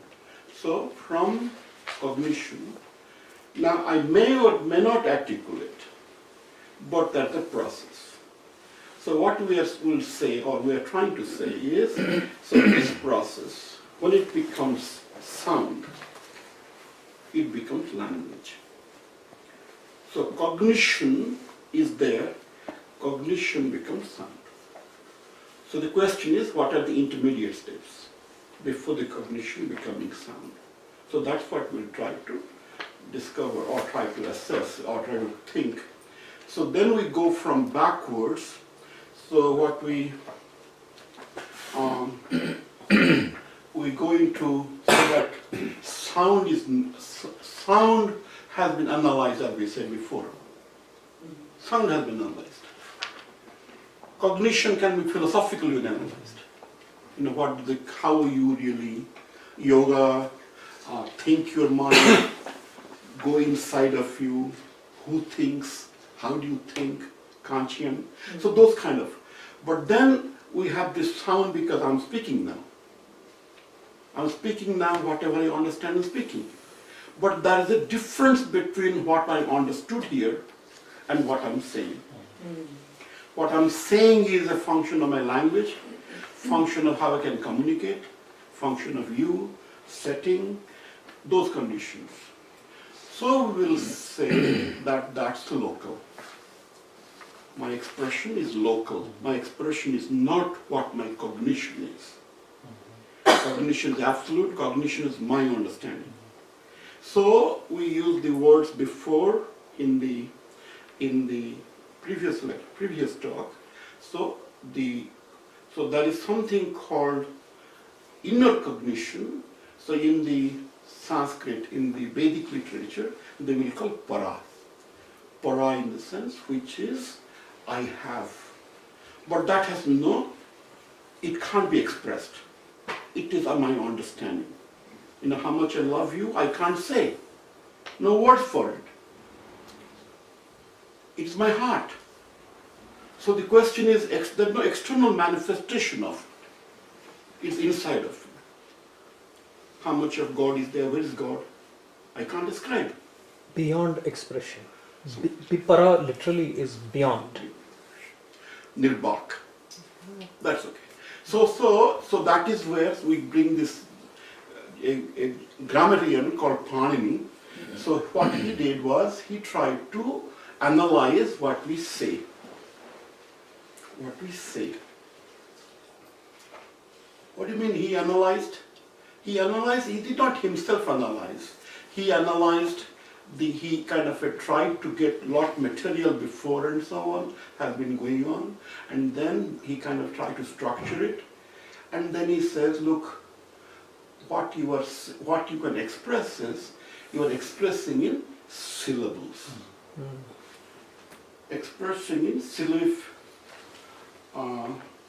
So broadly I have given you the outline of this talk. So syllables. So those are the ways in which you are conveying. It might look like you are conveying a word, but as a matter of fact you are conveying a group of syllables. So the question is, what is this group of syllables in Paninian terms? So you are kind of manipulating the syllables, you are kind of adding, compounding, you are adding structures to it and so on, but the syllable. The way we take it in our table here, that each syllable is a quantum structure, is a unit structure. And that's also Vedic philosophically, in the sense each syllable is independent of the other syllable. So that independence means it has its own cell. Discrete. It's discrete. Its origin, its processing, and its expression. Interesting. However, as he's put the time scales could be, you do not know how the time scales would be, but that is the evolution process. So now he proceed. Oh, we're going into, okay, all right. So this is kind of a title into the, so what I'm saying is I'm giving you a preamble about what the paper is, so I'll go through this. So basically, so then we are saying is that the syllables exist and syllables have this discrete structure, and then Panini came up with this, or the way it has composed itself, that these syllables are some finite number, 64. So then the question is, why should it be 64? Cognition is not compounded by 64. Cognition, I cognize the entire universe. So then you can then probably think you might have the universe as analog, but then you must have some kind of a quantization. You must have some way to contain it, because you're limited brain, you're limited neurons, you're limited your time scale, which means you can't really say, well, I'm thinking. The tiger is right in front of you. So you have to kind of say, come to a decision very quickly, which means it must be a mechanical process where you have to take this information, fragment it, make it together, make a decision. Okay? So that ability one has. That's the idea. That's the idea. Which means even though cognition is analog, which means I understand everything completely and fully, but my brain processing is quantized. That is, I have to segment it and say yes, and make this sense out of it. That goes into idea that those brain processing will eventually be communicable as syllables. So basically a syllable that is going out from us has a root in some cognitive segmentation inside the brain, where the material, so for example this scene, so this scene get decomposed into some segments, and those segments are then processed into syllables. So I will use a term called cognitive syllable, which are not really expressed. They are nascent, they're inside, they're neurological, they are brain centers, neurocenters, but they contain information. And that information, that's the part of the cognitive memory. That information is there. So that information slowly releases itself, and then you express, may not express. So let us see. So rasa conveys cosmic existence, this I said before. So rasa's subject is bhava, but you have to understand this rasa and bhava that we are saying, as I said before, they are words which are kind of have many different implications. So you have to take those in context. Okay, so all expression biological, and then we are saying, then this process, this is a model. This process, what it says is that we create bhava because a rasa is impinging on me. A rasa, for example, my words are impinging on you. And so impinging means your state, your body state, you have a state. So that body state has a perturbation now. That body state is kind of a, oh, what is it? It gets it. So once it gets a perturbation, it tries to release itself because you want to come back to normalcy. That's the idea. So it's an instability that is caused by this impinge, and that instability would be somehow released. So the question is, we have to check scientifically how such process may work. That is the hypothesis. So that release is muscular, in the sense that because it comes neurally, but then religious is either you run, you shiver, you laugh, whatever way, you release it. Cry, you release it. Now, in Panini's this thing, so again, for this particular understanding of it, so that release, what we will say, from the Panini's point of view, it manifests itself as this word called dhatu. Dhatu in the sense, some cognitive verbal roots inside of us. That is our initial segmentation. Segmentation. That is, see, the point is that the stress came, or the rasa came as an impulse. Impulse affected me, and then I cognize it. Oh, okay. Okay, I'm safe. I'm not safe. Oh, okay. So whatever I understood it, so that understanding manifests itself as a dhatu, as an action. As an action. I will breathe now. I'll cough now. I'll run now. I'll do nothing. Whatever it is, that's an action. That's verbal. So the initial impulse, the impulse comes, and the impulse is kind of affecting you and becoming a dhatu. Now dhatu, then again is from the Panini's model. So I use the word dhatu, and Panini, what he discovers, that these dhatus have two kinds. That's Atmanepadi dhatu and that's a Parashmepadi dhatu. So which means that when cognition happened, this is again what we're doing is we're trying to interpret the Paninian grammar in the neurological context. So the way the reaction happened to me, then I'm saying that whether the attack is on me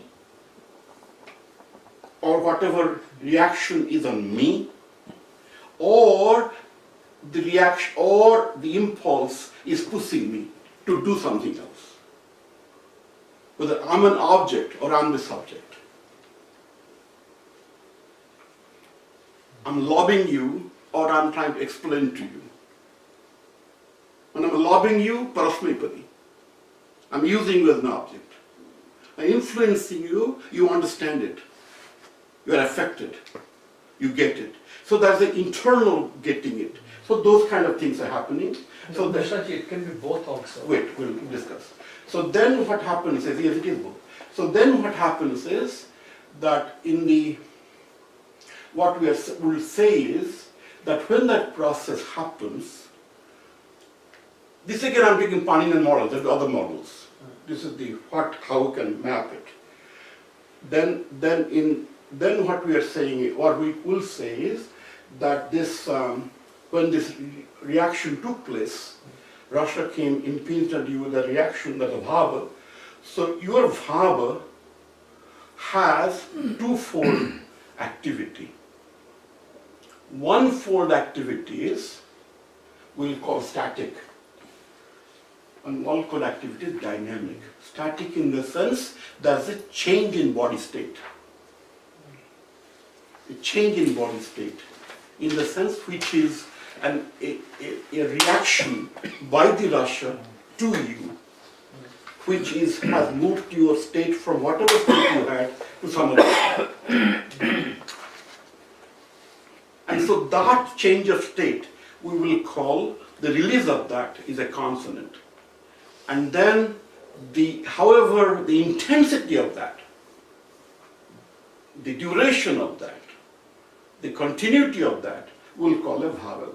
Again, it can be technical, but the next one. So Russian language. So we are kind of semantic, the semantic origin of words. We are saying words convey the same meaning in respect languages, and it's a similar natural response, neural response.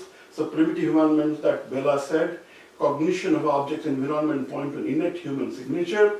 So anatomical findings, we're kind of finding so this is the stages of speech expression we have. Then cognitive memory, which I explained to you. Then lexical memory. So lexical memory can happen. So lexical memory is that this is called a board, this is called a house, this is called this. So this is lexical memory. So this is in my brain, in my kind of I'm thinking. I'm not born with it. I'm learned it. Lexical, local. So we'll try to see how we can make a model out of it. From cognitive memory and lexical memory and the words. Next one. Sorry. We'll take a 5 minutes question. So formation of language, you just saw this model before, so I will not explain to you, but this is how, so this model, which is again I have given this in the handout, you can study it, and then we are seeing that whether we can really make this, so there is no present theory of language, there is no theory of speech. So basically, from very elementary drawings and so on, we're trying to create a model. And then we're also bringing Sanskrit and Panini into it, but we'll show you our limitations. Next one. This also you saw, how the different processes happen in the brain, but it has its own connotations in the model. But I want, since you've already seen this, I want going to accept this kind of things that so beyond this, I use the word para, which is a function, an innate function, where you have comprehensive cognition. Comprehensive cognition has no biological equivalent. It's comprehensive. I know. I know means not that I can communicate. I know. So that's the para. So that is spiritual. So whether outside, inside, I can't say, but that is not expressed here. What is expressed is, I know how does it look like to me. So where I bring recollection, it looks like to me like a tree, like a rock, like a god, like this. But what I see is different than all of those. So that's para, okay? So Panini alphabet. So number 3 is acoustic letters. Acoustic letters have a sound. And then he makes into 2 different groups. Ach is the vowels and hal are the consonants. And then he also says like there are kind of a different kinds of consonants. The sparsha, antastha, and ushman. And then we have so then we said before, as I kind of give my introduction, that each letter is an independent sound unit. So our goal is to see whether independent sound unit connects to an independent cognitive unit, and then whether cognition expresses itself in the acoustics. okay? Let us say the production units map to Vedic recitation. Yeah, you don't bother about that. Move on. So these are the letters that Panini has. Nobody has shown one way or the other if the letters are a complete set. See, what happened is that the Vedas as like scriptures, old scriptures, they existed. And then it seems that what he discovered as an engineer, that this set of syllables can be taken and mapped and the Vedas can be read through it. Vedas are oral. So the question is, this sounds, you can say, okay, I can take these sounds and make my grammar and I can read the Vedas. That's the idea. That's the idea. But whether the question is whether this sounds or some combination of sounds. Why this sounds? So that has not been analyzed. And then what we have seen is that these sounds are given to us, given by whom? So that is where we are coming from. The most likely, these sounds are innate, cognitive, if are they. That's the goal, that's the way to study. Move on. So, rasa is the synthetic signal that creates perception. This is what we kind of said, these are our assumptions. The thought is a neurological cognitive arrangement. Thought themselves carry no language. Thoughts may not see external expression due to lack of intentionality. This is a word again, a neuro word we're bringing in, which is not totally necessary for this thing, but the question is, sometimes we don't express. So the question is, what we do is a function of, but this is a very powerful Vedic and philosophical word, which becomes like ichha in the Indian literature. Language is a limited mechanism to express thoughts. So language speech innately triggered muscle reaction to a biological response. Speech is a tool that converts thought to acoustic signal. So this is our theory. That is, the speech is only a tool, is not your only thing. Cognition your thing. Cognition converts in a sense that you don't speak doesn't mean that you don't cognize. You don't hear doesn't mean that you don't cognize. You are a human being, cognition is with you. So that is where we said the baby, he made the baby example. So baby cognizes, understands. So not that he can express himself, no papa, this thing, but he understands where he is. That's the idea. What's in grammar? Grammar assists in rendering thoughts, cognitive metaphorical expression, orient communication, produce creative composition. Creative composition is another thing, which I will not go details into it, but that is a part to it, how you become creative. When you become creative, words are not with those creativity. Creativity is independent of your words. So the question is that process. So just like a painter, just like this thing. So you do not know, so the idea is independent of the brush you use. So similarly, the idea is independent of the language you use. Move on. So this is the model flow. So we are saying rasa as a stimulus. The stimulus, then we're using a new word, new French called cognitive token. Cognitive token is a sense the rasa that came to me somehow got scattered. And that scattering by vachaka. Vachaka means that what it is conveying to me. What it is, vacha is something speaking. So what it is telling me, not any other object, vachaka, what information it brings. So the my cognition, how does it react to that rasa impulse? I'm seeing that house. So what I'm getting? That is vachaka. So once that vachaka comes in, right, there's a cognitive arrangement. These are again our own phrases and we have not validated them. They don't exist in the literature. So cognitive arrangement. So what we are saying here is that there is a basic rhythm to the cognition. Cognition as it comes, these Vachakas. So they have a way to organize themselves. We don't know how. But that's the origin, we say, of the Chanda. Chanda in the sense we are seeing in phrases. We are seeing in finite length words. So not, words don't exist, but cognitive words, cognitive phrases. So a cognitive phrase is Chanda. Cognitive phrase in the sense, a tree's oscillation. So that's a segmentation. It's analog, it's coming like that, but I segment it. And then I see, all right, I can make sense. So those quantized feelings of that cognition is the Chanda. Chanda. And Chanda can have many different ways. It may be monotonic, it may be multiphonic, it may be many different, not phonic, multitonic.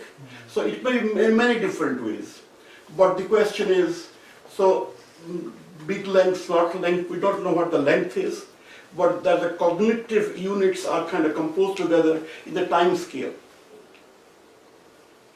That's the idea. So then that produces a semantic map. So this thing that produces a map, this is the so-called Pashyanti in the Vedas, that when you try to see. So this is how that object is seen by me. So Pashyanti, then Pashyanti operates to neural imprints. So this is what Prem's mentioned about. So immediately Pashyanti comes and then the brain is coming up active. Oh, really? So because you are now physically, the cognition is trying to take a physical manifestation. So when it becomes the neural imprints, then you have a bhava. Bhava in the sense, you are, you have a recollection. You have seen this person. That's a tiger. So tiger did not really come as tiger to you. They came as cognitive tokens. So why was the cognitive tokens? That is a Harvard theory, or somebody, retinal theory. That is how we see. We don't see, I'm not seeing you objects at all as you. I'm seeing you lines and curves. I'm constructing you. That's the bottom line of how the neural processes might be active. It's not the one whole thing, but pieces. Then there's reconstruction.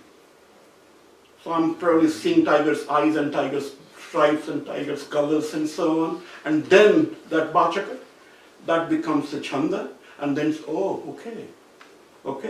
So imprint has to come in. I would not know at what time imprint will come in. Chanda will, so which basically experimentally if you do, so you see music and so on, Chanda going on, you don't know what time you say, I got the idea. You're playing it, going on it, you get it.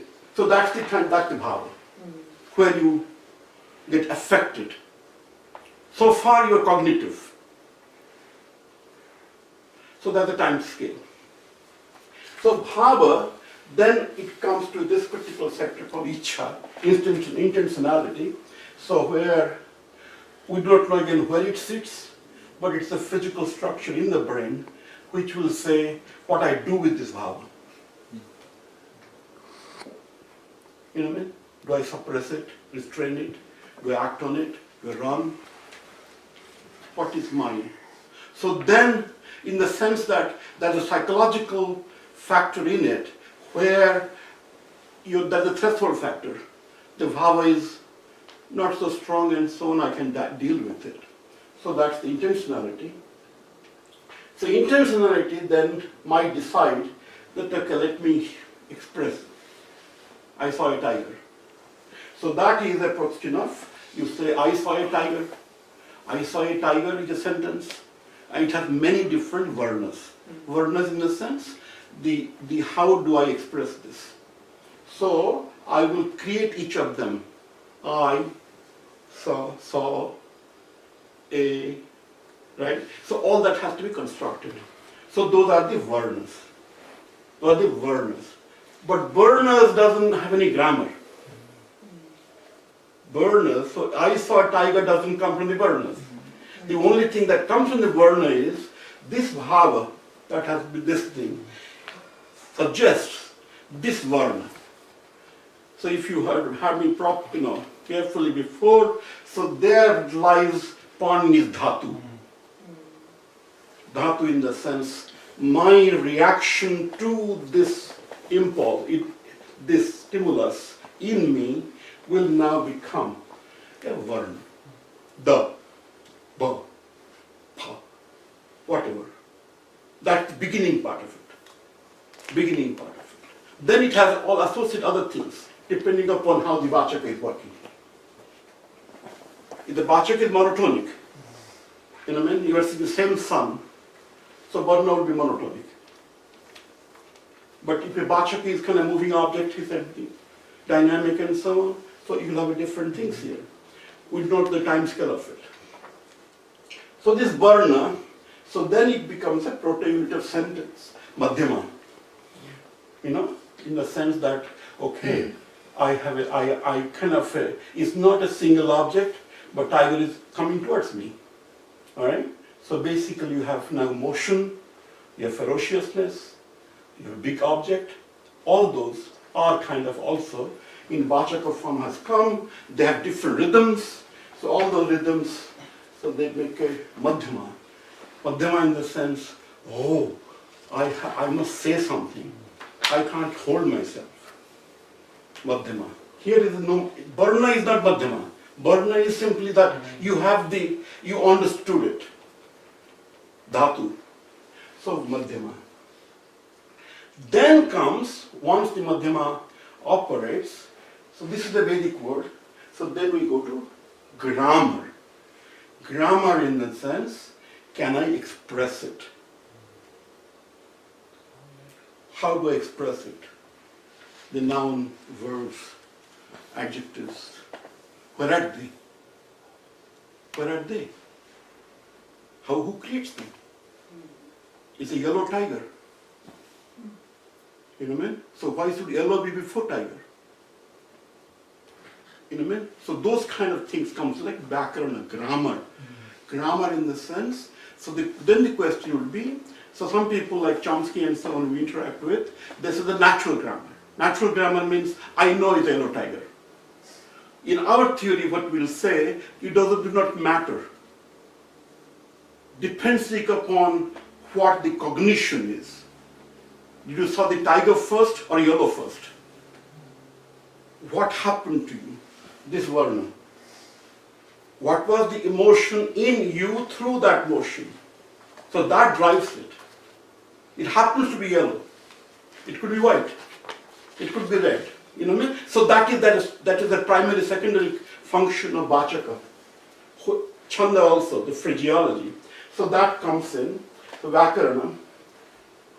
So Vyakarana will create, then it becomes local alphabet because I'm expressing now. Shushvara, Vyanjana, consonants and vowels. Why consonant vowel? Because, I'm getting late. Consonants vowel because we have like a, see how do I express it? So that's a function of how, my muscular functions, my biological. So that is where, even though I have a Madhyama sentence, I have to choose that can I really express it. So and then this thing comes in. So this is a compounding in the sense, this cognitive tokens, they become now intermixed and so on. I say, okay, I bring that to here. I see the big eyes, that become a prominent phrase. I saw the tiger, but tigers are roaring eyes. So that becomes compounding. I must say such a thing, looks like a roaring tiger to me. Sanghata. You know what I mean? So it's not Varna anymore. Varna has a character now. And then, so it becomes an acoustic sentence. All that. So where you come the intonation. So all that together, they become a bakery. Bakery in the sense what eventually comes out of my mouth. So speech. Next one. So meaning of language. I'm gonna late. So Vakya. So Spota. So this kind of a this is again a little more technical, where that's what I'm saying now. Is it meaningful? You know, how we make a meaning out of it? The theory of meaning of that speech that I said. So I don't want to go into details about it. But, you know, okay, move on. Oh, so then we took. So this paper we took some languages, Ka and Pa. But the idea is the following. The idea is that can the universe or the cognition that I have of the universe, can it be decomposed into the Paninian alphabet letters? Are they complete? Suppose tiger is replaced by a snake. What happens? The same Varna comes, different Varna comes. Suppose the snake replaced by my mother. What happens? They're all impulses. They're all stimulus to me. So the question is there a qualitative difference to it? And my Bachak is different. So the question is there a composite structure in which the Bachak will so operate that it will convey the emotion of the object, the rasha of the object, through my imprint, say that, yes, don't be fearful, or be afraid, or take it easy, or run away. Things like that. So we shall see, come move on. You can probably read the handouts and so on. We might do some follow-up. So like we have every first Saturday, first month of first Saturday. So we meet. So we can bring them. So here I'm saying the letters of the Ka in different languages.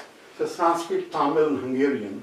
And what I'm trying to show is that Ka as a language, as a word, as a dhatu, seems to suggest that something is done to me. And next one, and Pa is an language that where I am doing something. Okay, this is the idea. So you can see. So paper, if anyone will write the paper, you can write down the email, or you can write to me, I can send you the paper. Then move on. So articulation. So articulation, the question then is that suppose we now claim that dhatu, in terms of varna, has a value to cognition, then does cognition map itself in the body? That is, each letter is not only different by its sound, is different also by origin. So which means cognition comes and then it says, oh, so you have to breathe like this. Involve your stomach, involve your hands, involve your legs. So like that. So where do you breathe from? How do you use your tongues? How do you use your teeth? So Panini has some examples of it. Example in the sense how those letters are produced. So we are trying to check if letters are produced, what is the original plan for the letters. Move on. So this is a software experiment we try to do, where we try to take Paninian letters, the so-called consonant letters, and try to check what kind of a pitch they have. So when I'm speaking, it's a lot of vibrations going place. You know what I mean? In the sense that there's a lot of vibrations. But then there is a pitch, there's a letter, the envelope frequency that comes to the object, comes to you. So these are those kind of a overall envelope objects. So what we are showing here is that each of the letters, it has a more depth to it, but I won't go into it. But the only thing I will show that this is a frequency scale here, pitch scale, here, and this is pitch, here. So you see, this is the paw. So the paw has the highest pitch in this drawing. That's the very gross view of this plot, but there's a much more depth to it, which I not go into the neurological and electrophysical aspects of it. So pa and ka is here. So you can see the distinction between them. And then the question is that whether this particular variation, that whether we can study the individual letter quality as the letter is used versus the individual letter frequency as the letter is produced. Can we correlate them? That this means, this sound means this, which is experimentally can be done the following way, that is whether we, by hearing a sound, do we have an understanding of what the message may be. In the night sometimes I stay alone and so on, and then suppose there's a noise. The noise, an animal coming, a twig fell down, intruder in. Many times I will nobody comes here, but you'll come down and check if there's an intruder here. You know what I'm saying? Which is psychological. But my point is, the sound triggered it. Imprint. Sound is impulse. That thing impulsed you. That, hey, look, don't ignore it. Imprint. Because sometimes those sounds have been dangerous to you. So then you come and take and check, which is total nonsense. You know what I mean? So this happens. That's what I'm trying to say, that the sound has a quality and it can really, and also that sometimes sound can also educate you. But anyway, move on. So then I'm kind of showing the rest for, so those details I will not go into now. So principal patterns I said. Then, a neurological model. So what we are saying is that the universal cognitive translation of stimulus to multimodal proto-speech units, which is technical, intention of the brain help to convey these units muscular response to speech expression. Cognitive faculty is universal, but speech is local. That's what I said before. So it's a cognitive faculty. And that irrespective of your origin, place, and so on, you're basic man. So that distinguishes you from anything object. Decision to express is a prefrontal and so on. So then also, come on, move on. So I saw here what Bella said from the drawings that you have seen before, that the so-called the statements I have made, how the brain is processing it.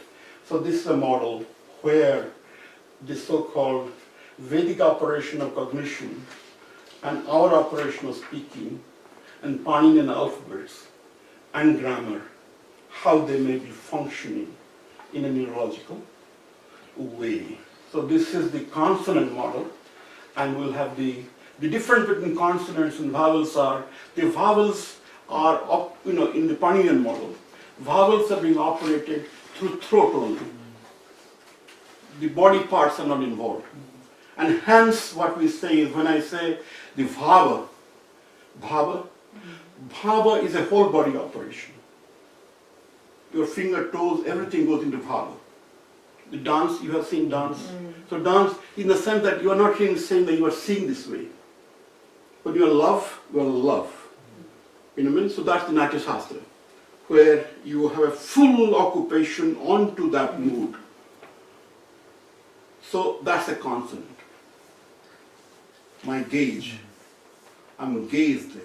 So that is a dhatu, that's some kind of a object which kind of leads me to that gauge. But then that gauge, when I render, stay, prolong, then I go into the vowels, what I do with there. So that's the idea. But we have not done the vowels yet. We will come to the vowels in the next paper.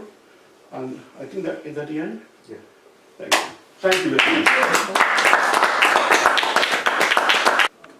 actually, maybe I'm just coming in late in the conversation also, but that cognitive memory is the unexpressed perception. It shouldn't be called memory, because memory is a brain function. So this is what I'm saying, just, you know, the, what you Memory is a word we can't know, we have to use the words that we exist.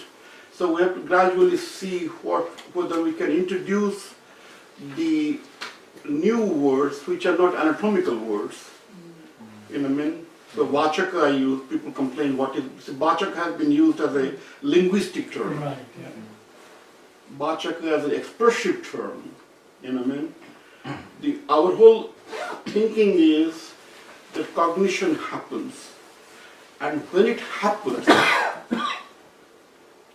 so it happens through cognitive memory is some kind of a So name. is it a cognitive experience takes place, let's say? The same thing will happen. Experience, another English word. Yeah. So the question is, we got to understand till we make some kind of a glossary that this is what is meant and so on. But it has to, we have to develop it and make Before it is essentially what you mean is what one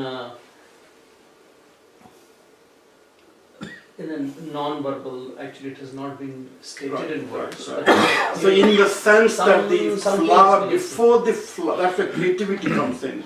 Before the flower, you see the flower, the concept of flower can come in you, and that has nothing to do with flower per se. God, so that it has not been labeled yet. It is not been labeled yet. Yeah. Not been labeled So yet. it is basically the Right, undifferentiated, right, undiscretized, Right. you know. So that the experience. cognitive memory, the question is whether it's a physical space, not a physical space, we do not know. From the Bella's point of view, since it's all brain, some physicalities would be there. But where and how and so So it can on. be an abstract And experience. the memory as a phrase and word probably is not right, because you need not have seen this before. The whole idea is, doesn't matter where you are, deep in the ocean, you cognize. You've never been there before. So that ability of survival, ability to really protect yourself, ability to discriminate where I am. And that's what I'm bringing the child. Child In the doesn't sense have the a child language, comes out, but, yeah. you know what I mean? And so that the Indian scriptures write a huge things about Sure. it. And we can call it, they say buddhi and so on, but the whole part is, it's a function that given to me, with me, which I operate. Endowment. That's the idea. Can I, just apart from that, the other question that I have is that you have used certain terms. No, like- take lunch before you go. Hey, Chochin, Yeah, don't go away. yeah, I need to go. I have enough lunch. No. I have a family party. I have to go Family to. party? I'm already 45 minutes. Yeah, okay. Also, take your Thank sandwich you. with you. On Yeah. the kitchen table, there's sandwich. Oh, Take with you. probably. Okay, thank you Choch, very also much. tell Chochin. Nice meeting with Okay. you Acha. again, mostly. Mishaji, you've used some technical words like rasa, dhvani, bhav, and all those things. And I know that you guys have done a lot of creative thinking and a lot of rigorous work on that.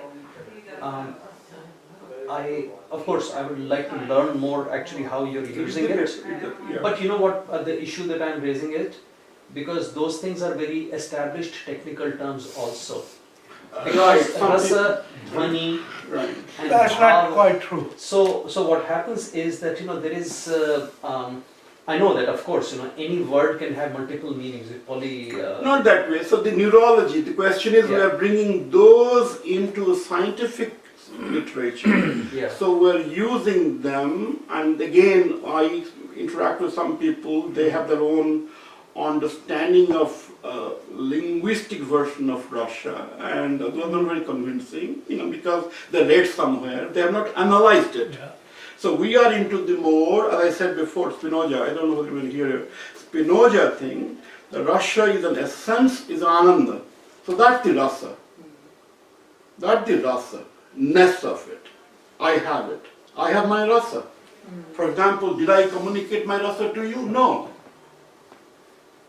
I communicated some variation of it. So my rasa is still inside of me. My understanding of it is in me, innate. So the question is, that rasa which I have, I pasyanti. I see it, make a map of it. Then madhyama. Then I say, okay, here are the people. This is what they will understand. So let them make a sentence out of it. Then make a baikuri. I'm using English. I do local. So the question is, however, so it has transformed now. So if you are information theorist, you can check how much information loss is taking place as we gradually going through. So there's a, so however, whether, means this is where if you want philosophical, can I really say it fully as my rasa is? The answer is yes. If my body machine becomes so efficient, efficiency of my delivery, my lungs, my throat, my this thing, my breath, it means has zero deficiency. That state is possible, that's So that philosophically which means that- I kind of say it and he rises up. Yeah, philosophically then knowing and being becomes one. Right. So it means, so that's the absolute truth. And that's the idea, that absolute truth is not that doesn't exist, but it needs some perfection which you don't have. But which means asymptotically you can reach there. But now, however, any pasyanti, you said rasa, you know what I mean? That's pasyanti rasa. That's what you it. Rasa is still eluding you. You know what I mean? So that's what has happened. But people are not that analytic to really understand that part of it. But that's okay. See, and the other thing is, like, it's not quite true that these technical terms are fixed. Just the term rasa has been used at least 24 ways Yeah, well, yeah. in text. Yeah, well, see, that's a, means I think in Trump, Prem sort of Trump's pointed that paper, out. he sees mentioned Yeah, Russia yeah. different ways. In our paper also you can read. Yeah. So that the, Russian, Russia nutrition, Russia in bhava, Russia in, the dance, Russia in Vedas, Russia in Apa, Russia in Russia, like that. So, however, I think I'm not researched it yet, but whatever I read Prakrit literature now, that rasa it doesn't have no origin, no dhatu. Know what I'm saying? It is not something came and I created it. I did not create it. It is given. So something happened to me. Again, we don't know, 10,000 BC or whatever time, then say that there is a rasa. What is rasa? For example, now you can say that, look, I went to that meeting and so on, ye rasa hua. Maja. I got the rasa. There's no quantification. You can't say this happened, this happened, this happened. So somehow there is a connection. Some yoga happened. So that's rasa. So the question is that where, so when we say the rasa is an an objective property, that's not true. Rasa is a handshake property. You connect to it. It is there. It is there. But it may not touch you. But when it touches you, you know what I mean? You love. Doesn't touch you. But when it touches you momentarily, that rasa. And that rasa is ananda. Is kind of pure joy. You know what I mean? But other rasa is, oh, tastes good, very good, very good. Okay, I want some more. That other rasa has no more. It is. You know what I mean? So the question is we have to kind of examine neurologically what that is. But that's the All right.